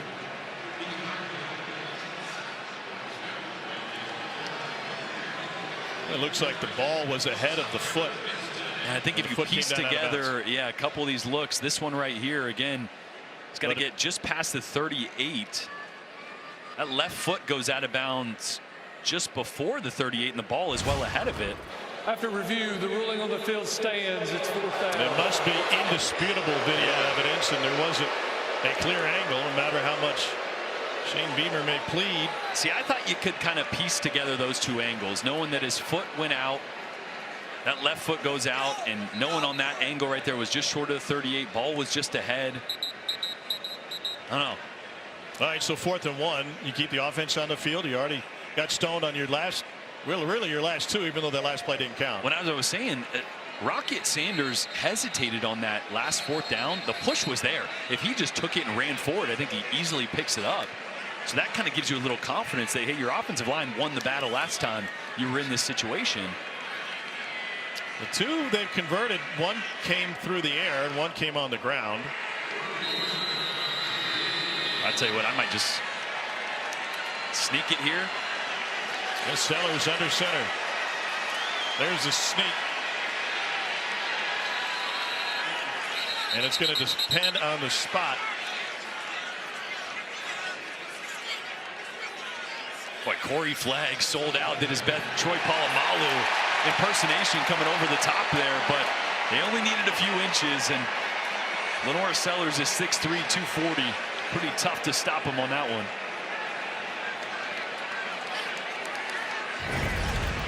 And South Carolina going tempo here. Corey Flagg does a great job of getting over the top there, and Sellers didn't move a ton. No, he did not. South Carolina was getting ready to snap the ball immediately, but then the officials wanted to get together and discuss it.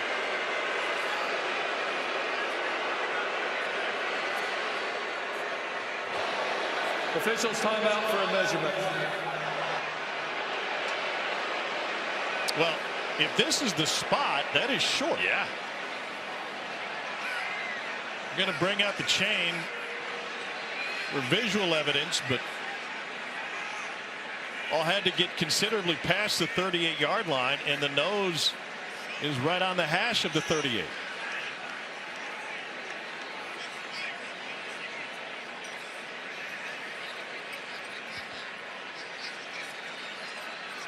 A lot on the line for these two teams. Both think they have a chance at the college football playoff. Not going to be enough. And Missouri looking for momentum with a defensive stand. And the second time they take the ball away on downs. Just a heck of an individual effort by Corey Flagg. I mentioned the Troy Polamalu impersonation. Look at him come over the top, and he gets right on top of the shoulders or the back of the neck of Lenora Sellers and kind of stops the push. That is just a great job across the board from this Missouri defensive front. As you can see, the refs running in almost like it's right at the first down mark, and then ended up being about a yard short, about a half yard short, excuse me. Look at that. Is he going to get a Pert Plus commercial now? Well, one can dream, right? Yeah, indeed. That was just, I mean, he lands right on top of Sellers and stops all of his momentum. That was awesome. Missouri's second half team. Shane Beamer still getting an explanation from Lee Hendrick on the sideline.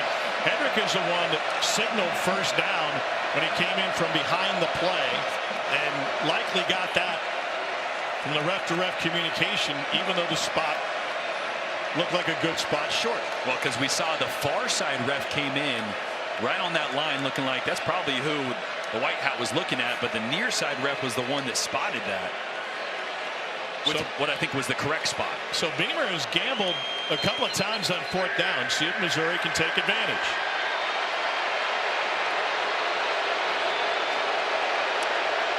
Change of possession. Sometimes this is a great play action shot opportunity.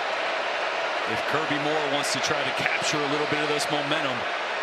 Please reset the game clock to 2:08, 2:08.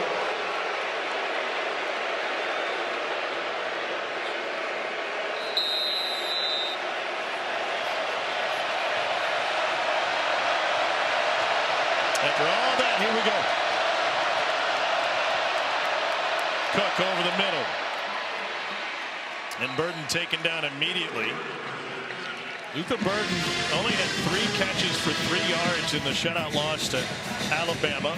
A bounce back of sorts last week against Oklahoma, 55 yards receiving. Still just haven't been able to find him downfield, right? A lot of quick stuff, some design stuff to get him the ball behind the line of scrimmage in space, but haven't been able to find him downfield. That's more been Theo Weiss, their shot guy. I'd love to see him try to dial up something for Burden.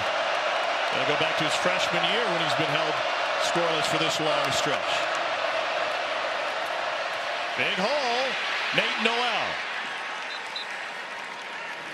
Demetrius Knight with the stop and a Missouri first down. Boy, how different is this run game with a healthier Nate Noel? Just the burst he has, the vision, the cutting. Anytime he puts his foot in the ground and gets north and south, something good happens.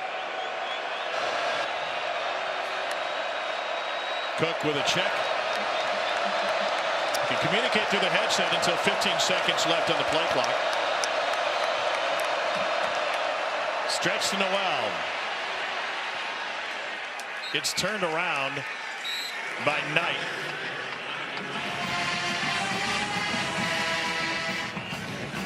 I believe Armand Nimbo is the best right tackle. Eastern Conference, physicality a big reason why. Working on the freshman Dylan Stewart. Stretch play is going to go outside. Stewart jumps inside just a little bit and then gives up the breastplate. Good night, Sally.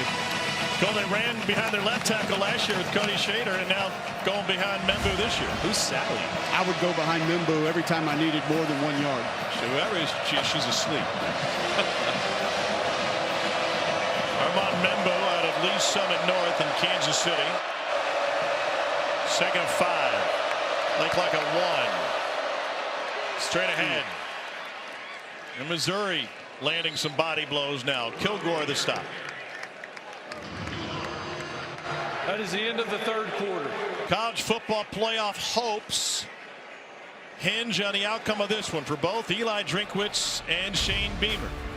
We hit the fourth quarter in Columbia, South Carolina, with Missouri driving and looking at a key 3rd and short. Missouri wins out, and their odds better than 1 and 3 to make the 12-team playoff. And Missouri tried to get a quick snap off, and they got going early. Please set the game clock to 15 minutes. Like the game clock wasn't set. And Brady Cook saying you just took 6 away from him. I mean, Nate Noel was out the gate untouched. That very well could have been a touchdown, just on an easy outside zone handoff. South Carolina will get to re-rack here on 3rd and short and try to come up with a stop. Apologies to Virginia Tech Sandstorm, not Sandman. Although Shang's heard both of them throughout his days. Nate Noel behind Cook in a fog of fireworks smoke. And this time he's bottled up, but enough for the first down.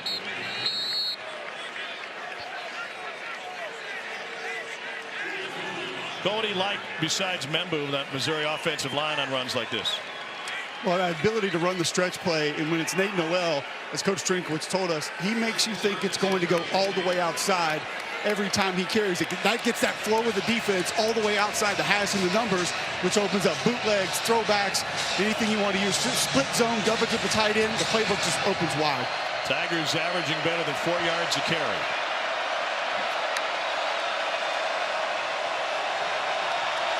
Play clock getting late. 3, 2, 1. Cook.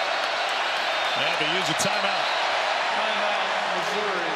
This is the first charge timeout of the half. Into the fourth quarter, Missouri driving and threatening. Get another one on the board. You step away for this timeout. Back to Columbia in a moment.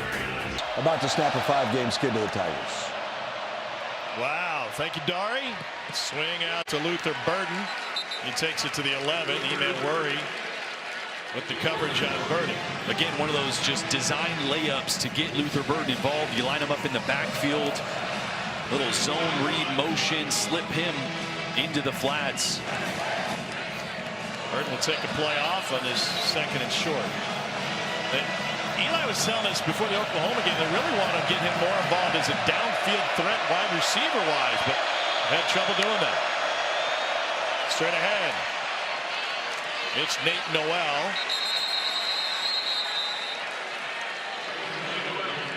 And that will leave Missouri with 3rd and 1, it looks like. How big is this, huh? Tigers completed their first 3rd down just a moment ago. They are 1 for 7 tonight.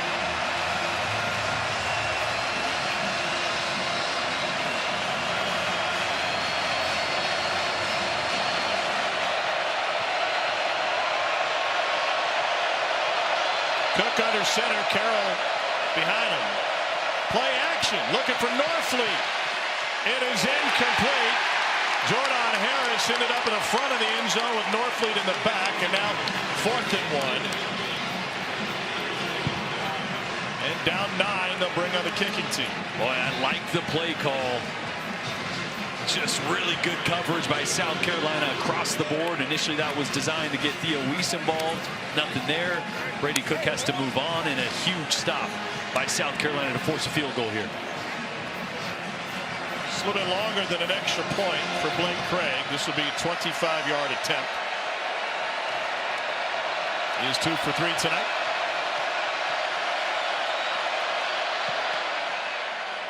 And a guy who missed an extra point from about this distance last week drills it through for his 3rd 3 of the night.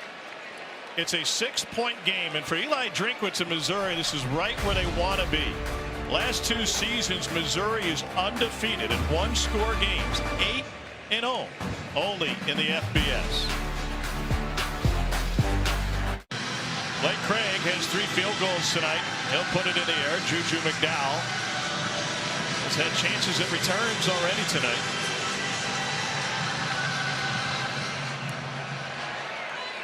This one will carry into the end zone.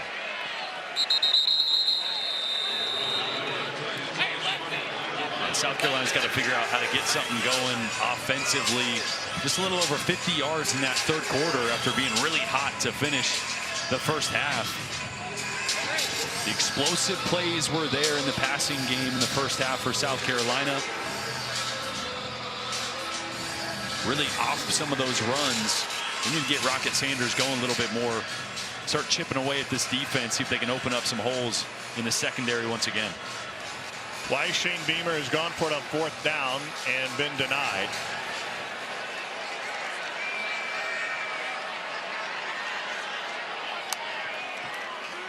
Play action. Sellers with the check down out to Bennett.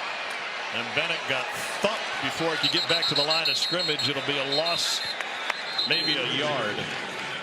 Corey Flagg, Craig Norwood, and Dalen Carnell in there for Mizzou. Yeah, see, the east to west play action doesn't have as much of effect as Rocket Sanders going downhill north and south, right? That's what's going to suck those linebackers up. Get the 2nd and 3rd level guys peeking in the backfield, as we saw early in the game with that touchdown down the sideline to Nick Harbor. Good Good get off from the edge, but Rocket Sanders Only able to get 3. White flag with the stop. But Missouri's getting some more playing time for Jalen Marshall, the little used sophomore out of Overland Park, Kansas, and his teammates are having to direct Big 95, and now he gets a breather and heads back to the sideline. They're down 8. Yeah, Johnny Walker Jr. has been the one that South Carolina hasn't been able to stop on third downs at the top here. They come after him. It's a screen called, and it's blown up in the backfield. Dalen Carnell, first man there. At first blush, it looked like the perfect play call against the pressure. Yeah, it's so good from Carnell. He's coming up in run support initially and then sees the screen. You see right there, eyes all over it, and the closing speed is what makes the difference, and that is not an easy tackle to make. So just slowing down Rocket Sanders there, allowing everybody else to rally, and Deloche finishing it off.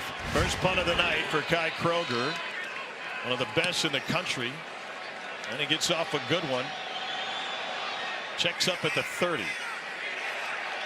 It's like a Mizzou bounce for a couple of yards after a 42-yard punt. Well, Missouri was awfully quiet in the first half. A pair of field goals. Second half got things going with this run from Marcus Carroll. And then defensively, a couple of huge fourth down stops for Drinkwitz's team. That led to the field goal. Cut this lead to 1 score. They really have the momentum, and the defensive line for South Carolina has been silent here so far in the second half. They need to start to take this game over as we're expecting. There's a run, and there's a leap and a first down for Nate Noel.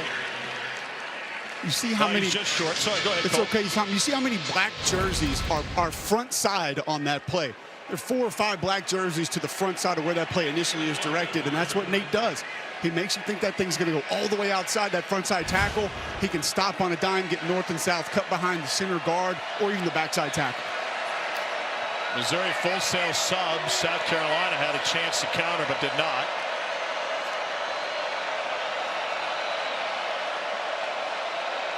Second and 1. Play action. Cook going deep. It is caught. A flag down on the catch by Marquise Johnson.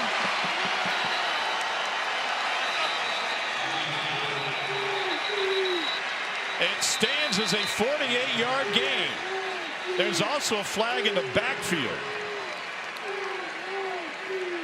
Johnson had the momentum-changing catch and a fake punt at Kentucky last year.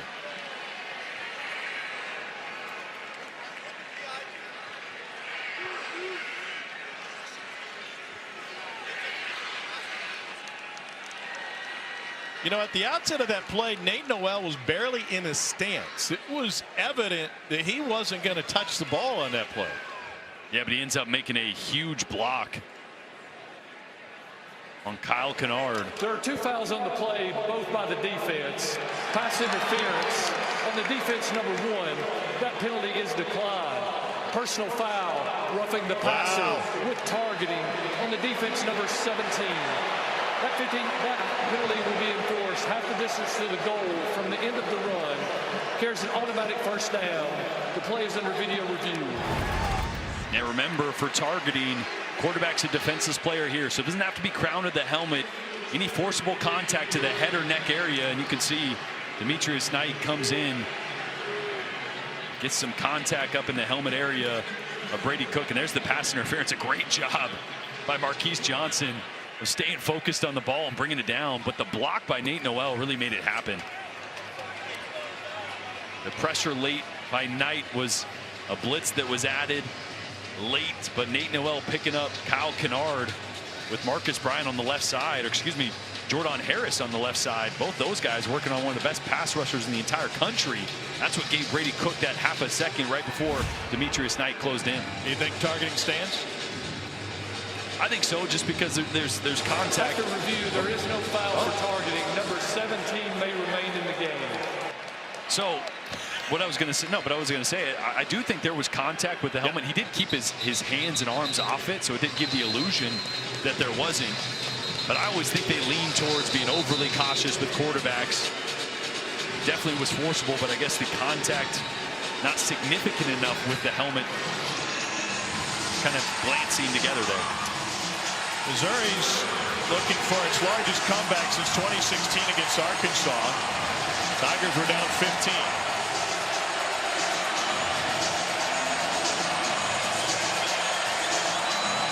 Got Rob Bass and DJ Easy Rock. First and goal, Mizzou.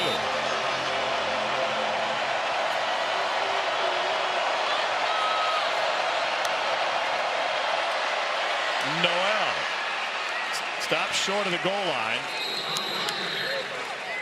Second and goal from just outside the 1.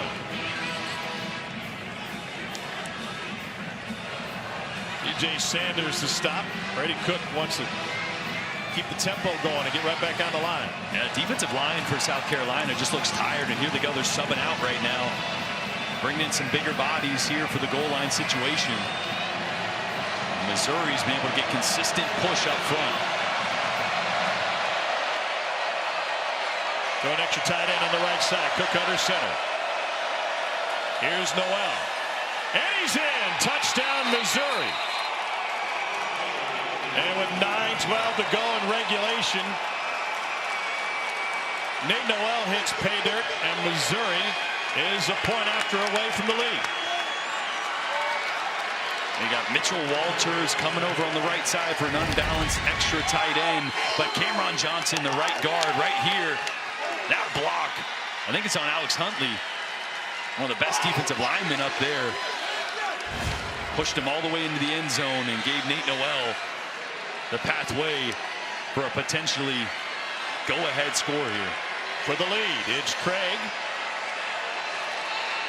16 unanswered for Missouri. Brady Cook was a surprise starter today for Missouri. He missed the entire Oklahoma game due to injury and had to come from behind to lead him in the Auburn win. Cook stands tall, takes the hit, delivers it on time and on target. And the Tigers waste no time cashing in. Go-ahead drive takes just a minute 36. Then they got a fourth quarter lead here at South Carolina. Kickoff goes into the end zone. Meanwhile, South Carolina, on the other hand, has struggled in close games. A couple of heartbreakers this season. Cole, you seen a difference on the Missouri sideline? Right before halftime, this sideline was dead. Not a lot of guys going around talking to one another. Now Nate Noel come down, dapping up the entire offensive line. Offensive line, Cameron Johnson, he's up, pumped up, talking a little bit of noise. Even some of the D tackles coming down, giving fives to that offensive line. A lot of energy, a lot of hype on this Missouri sideline right now. 2 comeback wins for Missouri when trailing by double digits. LSU and Bama losses for South Carolina, costly to their playoff hopes. Sellers threw 3 touchdowns in the first half, quiet in the second, and the ground game snuffed out as Rocket Sanders gets swallowed up by Seven McClellan. Boy, McClellan and Christian Williams, 2 interior defensive linemen for Missouri, been playing really good tonight. McClellan, big body guy, dropped about 20 pounds before this season, but playing a little more twitch, but still has that same power. Transfer from Florida. Sellers with the quarterback keeper all the way.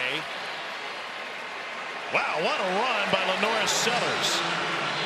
That's good for a South Carolina first down. Oh, maybe that's the boost that this offense needs. This Missouri defense made it really tough on them in the second half here, on the ground and through the air. First design quarterback run I think we've seen since, I don't know, maybe the first half, yeah. But it's been a little bit. Sometimes you just got to put it in the hands of your best player on offense. See if we can make something happen. Here's another one. This is a quarterback draw. And Sellers scampers out of bounds. Picked up 2. Nice job by Lenoris Sellers there, Jordan. Sorry to interrupt you there, but that's a quarterback counter with the in man on the line of scrimmage, squeezing that thing really tight. He had nowhere to go, and lucky for him, bounce it outside, has enough speed to be able to pick up a few yards. Yeah, great little read. You can interrupt me whenever you want, Cole. Tom, not so much. Thank you. Wow. Johnny Walker in the face of Rocket Sanders. Well, the stats aren't going to show it tonight. He'll get one in the tackle column for that, but he has had such an impact on this game. There's been 4 or 5 times that he's been the sole reason Lenore Sellers has had to escape, even with something open downfield because of his pressure in the pocket. And a big run stop there from Johnny Walker.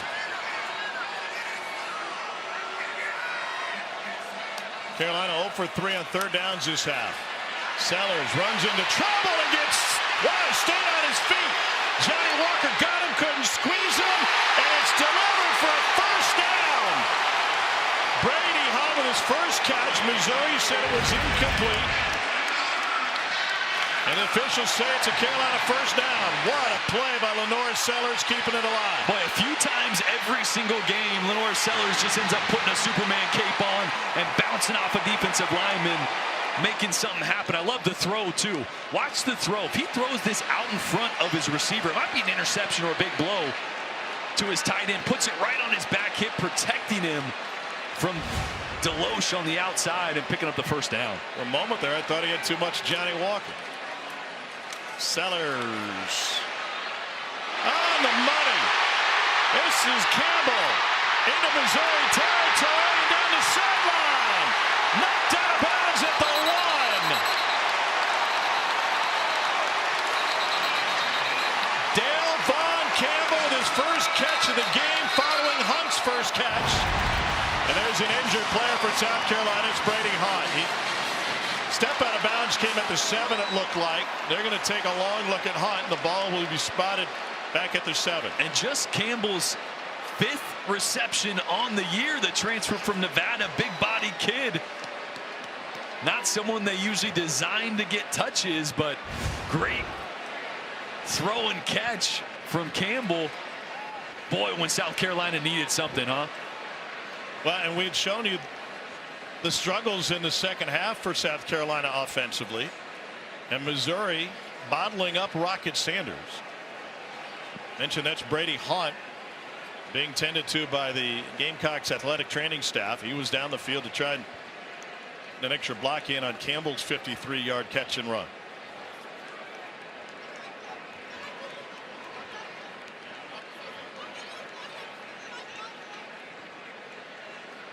We have a way of finding the chaos, don't we? Yeah, we usually have some pretty boring fourth quarters, you know. The junior from Muncie, Indiana, will head back to the Carolina sideline. This is Dale Vaughn Campbell, though, on the first down. Yeah, it's just going to be a little stop route to the boundary. Deloche the corner and bail technique. And a great job by coming back to the ball. When you come back to the ball like that, you create an angle on the DB that's trying to close on you. Just a really good job by Campbell, as I mentioned, with just his 5th reception on the year. Nothing bigger than that. These teams have played some thrillers, and it feels like no lead is safe between Missouri and South Carolina. Connor Shaw proved that. Brad Smith proved that. Now 1st and goal option. Sellers keeps it. Jalen Brown with the stop from Missouri. Lenore Sellers takes it to the 5. That's a smart decision there by Sellers to not try to pitch that late. That's when bad things happen in the option game. And this is where maybe they go back to Sellers running the football, right? You mentioned it. Rocket Sanders has been kind of stymied in this second half. But the quarterback runs have been really good.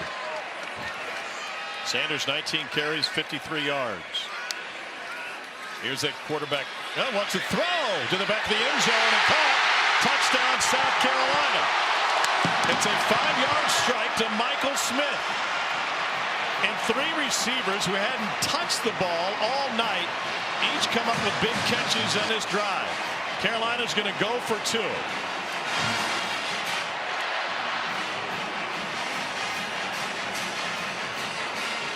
First touchdown of the career for the freshman out of Savannah, Georgia, Michael Smith. Let's go for Dos. Brought to you by Dos Equis.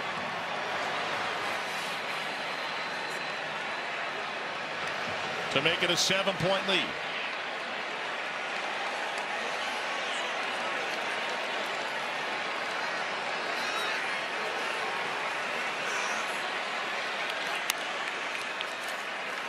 Sellers Checks back to his left. Wide open. Catch by Jared Brown and a flag down. Hat is also down. It seems like Brown was the first man to touch it after going out of the back of the end zone. Question will be if the flag was used just to spot it in addition to the hat, or if he was forced out due to pass interference. Illegal touching on the offense number 14. He went out of bounds on his own return that was the first to touch the pass. That is a loss of down, therefore by rule the try is no good. It is a game of inches. Yeah, Lenore Sellers was actually looking towards Michael Smith, his tight end again. He falls down in the end zone, so goes back to his second option in the back of the end zone here. As you see Jared Brown just stepping out of bounds. First one to touch it coming back in. But it was the left foot that cost him. And it was the touchdown here. If I was thinking quarterback run, you know Missouri was as well. And a big answer from South Carolina to get back on top.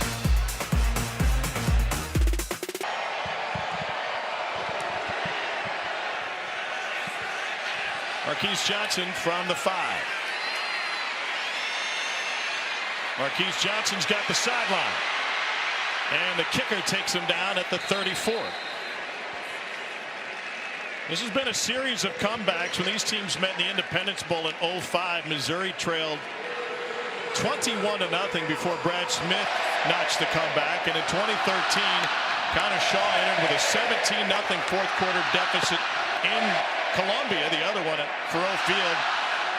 And South Carolina knocked off number 5 Mizzou in double overtime. So this series has its history.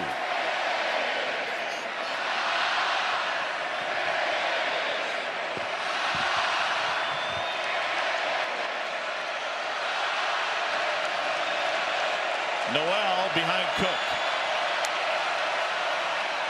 Noel, huge hole. Gain of 6 on first down. And it's just been a different South Carolina defensive front in this second half. Like Missouri is having their way on the ground. Big holes, big push up front. Noel's got 131 yards. They're going to add to it. And he will. First down run. The former Mountaineer from Appalachian State. Remember, we talked to Clayton White, South Carolina defensive coordinator, about that stretch play that we've seen the last 2 plays, and he said you got to spike it. You have to play it north and south, set a hard edge, force it to bounce earlier than they wanted to. It feels like this Carolina defensive line has been playing it a little more east and west tonight. Trying to do the same here, and the cutback allows for a big gain. I mean, Mimbo's just steering guys like he's playing. Yeah, Cole, you mentioned it. Well, watch all these bodies moving lateral and getting past. Watch all these bodies moving here, and that's when Noel is able to just cut it up. No one getting vertical penetration, overrunning the ball, and that outside zone's hitting right now. It's a 6-yard gain on first down for Mizzou.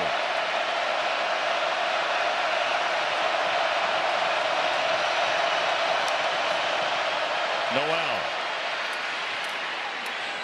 First down run again.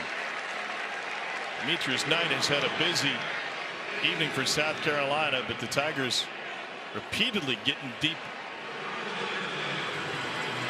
into the next level of the South Carolina defense. This is exactly what Missouri wants. Get the run game going. Eat some clock here. A score takes the lead.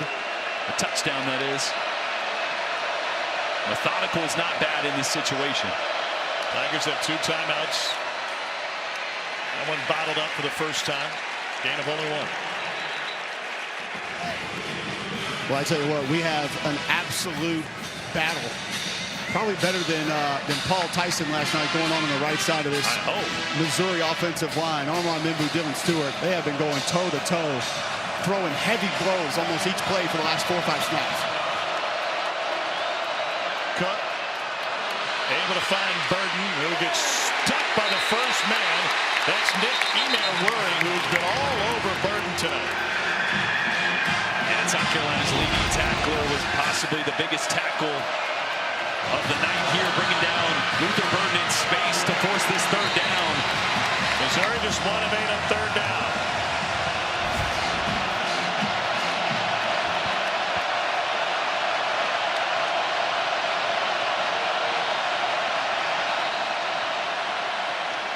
That'll take us to the 2-minute timeout. 2-minute timeout. Obviously 4-down territory for the Tigers, down 5 with 2 minutes of play in regulation. Beamer, Drinkwitz, Mizzou, South Carolina, final 2 to play. To a 5-point lead, Missouri looking at third and medium. Well, the way they've been running the football, might hand it off twice here if you need to pick up this first down.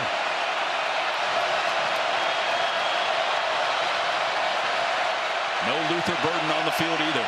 He was in the medical tent a moment ago after his last catch. Cook turned the wrong way. A busted play from Missouri, and he gets folded up and loses yardage. Cook and Noel not on the same page.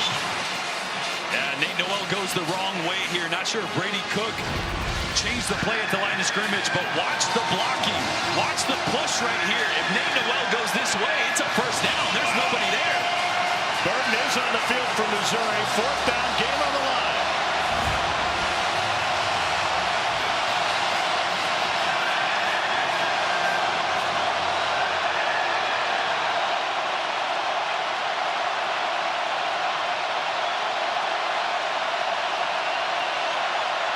Pressure up the middle.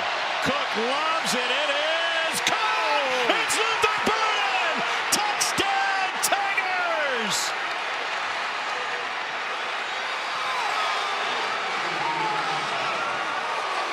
That ends a 5-game touchdown-less streak for Burden. Tied for the longest in his career, and he comes up money in the clutch with 1:10 to play. Just like lockout. Unbelievable from Luther Burden. He was out on the big third down, able to come back in on 4th down. And that is a low percentage decision. But you got your quarterback back, who's 17-4 over the last 2 years. He's a winner and goes to his #1 target over that span. Missouri will try to go for 2. Opponents have yet to complete a 2-point conversion against South Carolina this year. They are 0 for 5.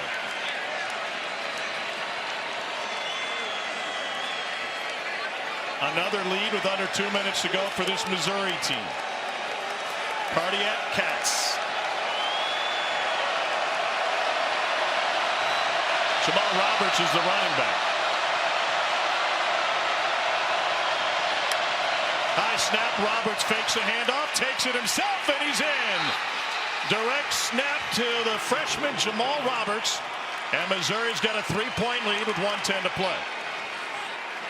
Well, on that third down, Nate Noel went the wrong way on what could have been an easy pickup, which forced the big 4th down play, but Nate Noel gets redemption. Watch this block right before Brady Cook is going to release the football. Right there on TJ Sanders. If Sanders takes one more step towards Brady Cook, maybe that causes an errant pass or it not to be as accurate. It was a low margin for error down the sideline, and it is put right on the money. It's a great job by Luther Burden to track that ball in tight coverage. Eli Drinkwitz said the signing of Luther Burden a few years ago when they flipped him from Oklahoma gave this program hope. What a fantastic catch. And now Cook and Burden, a couple of St. Louis natives, hook up to push Missouri back in front. And that was a one-handed snag by Burden, too. That was filthy. He came out of the tent with the glove off of his right hand, put it back on as he was going out. Obviously didn't need it for that touchdown. Well, grabbed it with the left. Well, Burden tonight, Weiss last week, 2 incredible catches to spark comebacks. Chance for a return. Juju McDowell, they're going to reverse it. And a chance for Nick Harbor to show his speed. Taken down at the 31-yard line. 62 seconds left on the clock. South Carolina has got inconsistent kicking from Alex Herrera. who's missed 5 field goals of the season, as long as 46. And we've talked all night about the development of Lenore Sellers as a passer from the pocket. Been a little up and down tonight. Started really fast at the beginning of this game. Had the interception on an errant throw. Possibly the biggest moment of his young career here, with a chance to keep South Carolina alive in their playoff hopes. Sellers stands tall, now has to move. And he lobs it down the sideline, trying to find Nick Harbor. Zion Young was giving chase. Gamecocks have all 3 timeouts.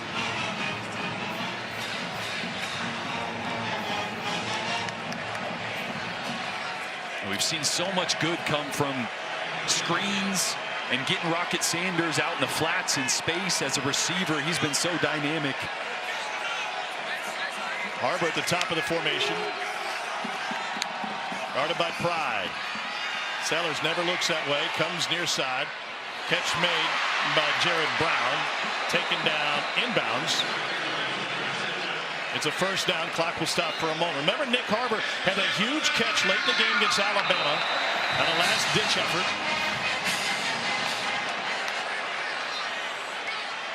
Sellers knocked away, incomplete.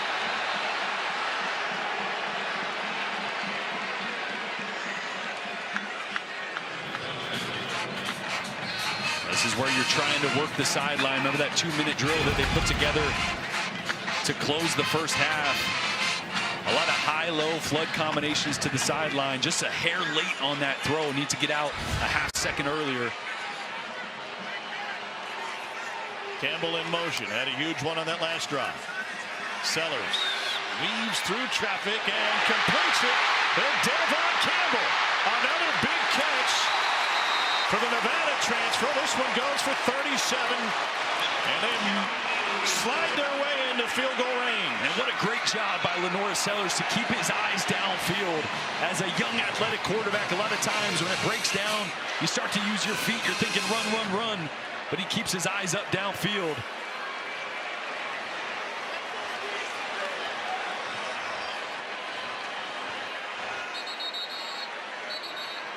Missouri uses a timeout. Timeout, Missouri.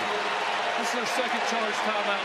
Tigers trying to catch their This breath. will be a 30-second timeout. 27 seconds left in regulation. Well, he's been so dangerous outside the pocket. Watch how good this is as he steps up and things break down. Keeps his eyes downfield. And finds Campbell, like you said, on another huge play from the transfer that came into this game with only 4 receptions on the year. Offensive coordinator Dow Loggins was telling us a story that he's been really hard on Lenore Sellers. Last year he used to kick him out of practice. So hard on him that his grandma said, "Isn't my son good enough?" And now a couple games ago he said, "No, not yet, but we're getting there. He's really close." And you can tell that time the redshirt freshman unflush in the pocket. He's not panicking. And here's where it's important with a young quarterback that in that timeout you talk to him about where you're at on the field. You're in field goal range here. A field goal ties this up. Do not force the ball. If it's not there, throw it away. Don't take a sack. Play smart football right here. Sellers, QB draw. And he takes it inside the 15. And that'll be a timeout taken by South Carolina.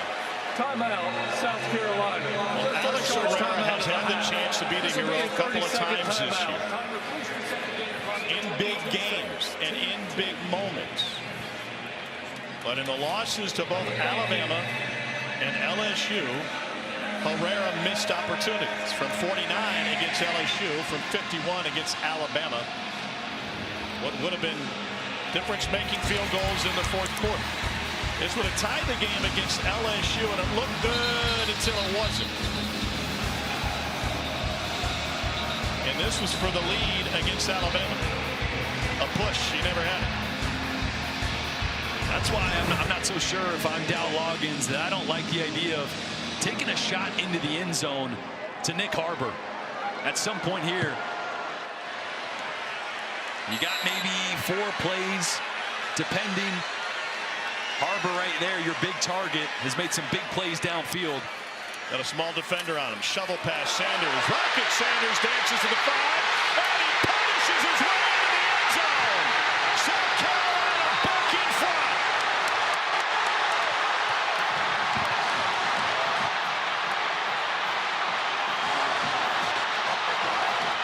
The building is literally shaking.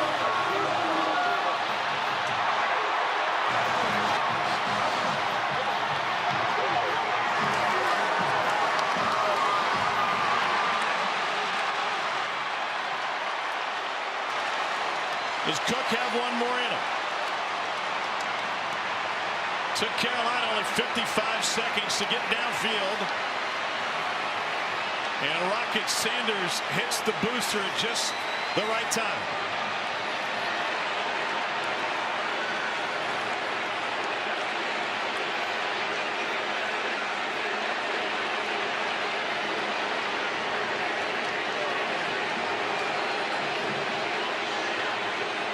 I did say it to start the drive.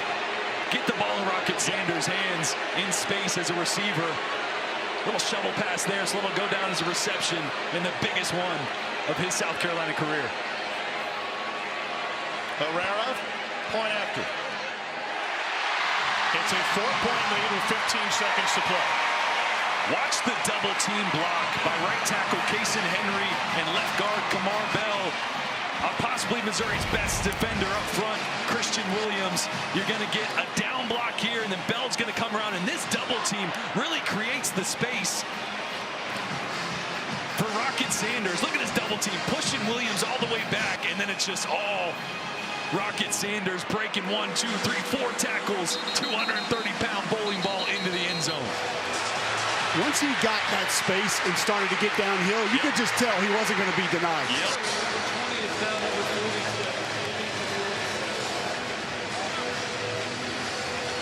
Felt like an earthquake when he got in there. We have had 5 lead changes tonight and hung heads on the Missouri sideline. Brady Cook will have another chance.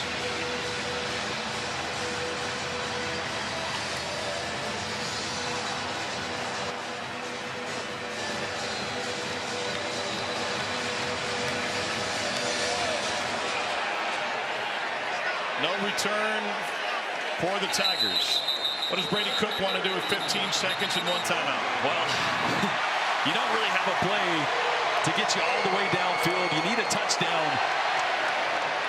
You want to try to get a chunk play down the middle of the field, try to pick up 20, 25 yards, get a guy in space, call a timeout, and give yourself an opportunity, like we saw at the end of the first half, to huck one up into the end zone for a Hail Mary.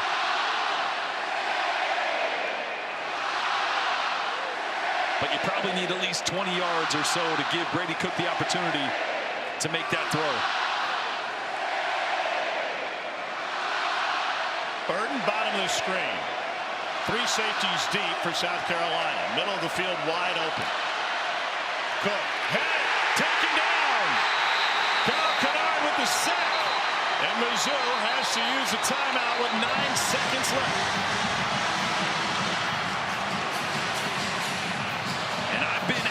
Where's this defensive line in the second half?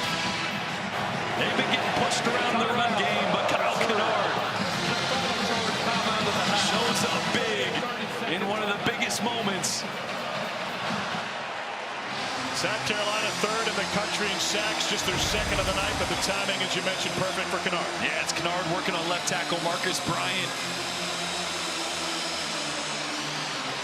Just the redirect, retracing as Brady Cook steps up in the pocket. Great job keeping vision on the quarterback. All right, 9 seconds left. You have time if you're Missouri. Do you want to run a quick out, get a little bit of breathing room?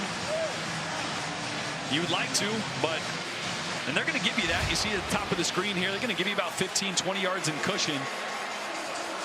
But really, 5 or 10 yards doesn't help you. The last play is going to be a toss it around hot potato. See if you can keep it alive and hope for a miracle. It's Weiss at the top. Likely be the last play. It's intercepted. Overthrown, and a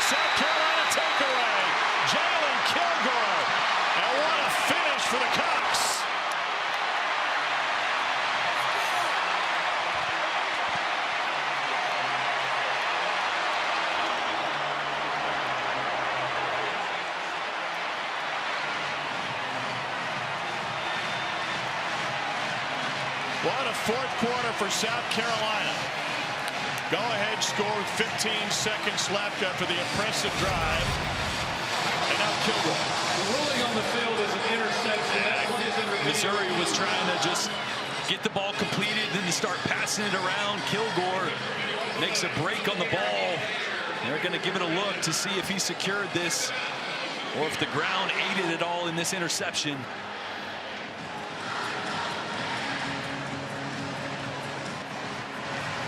It's close.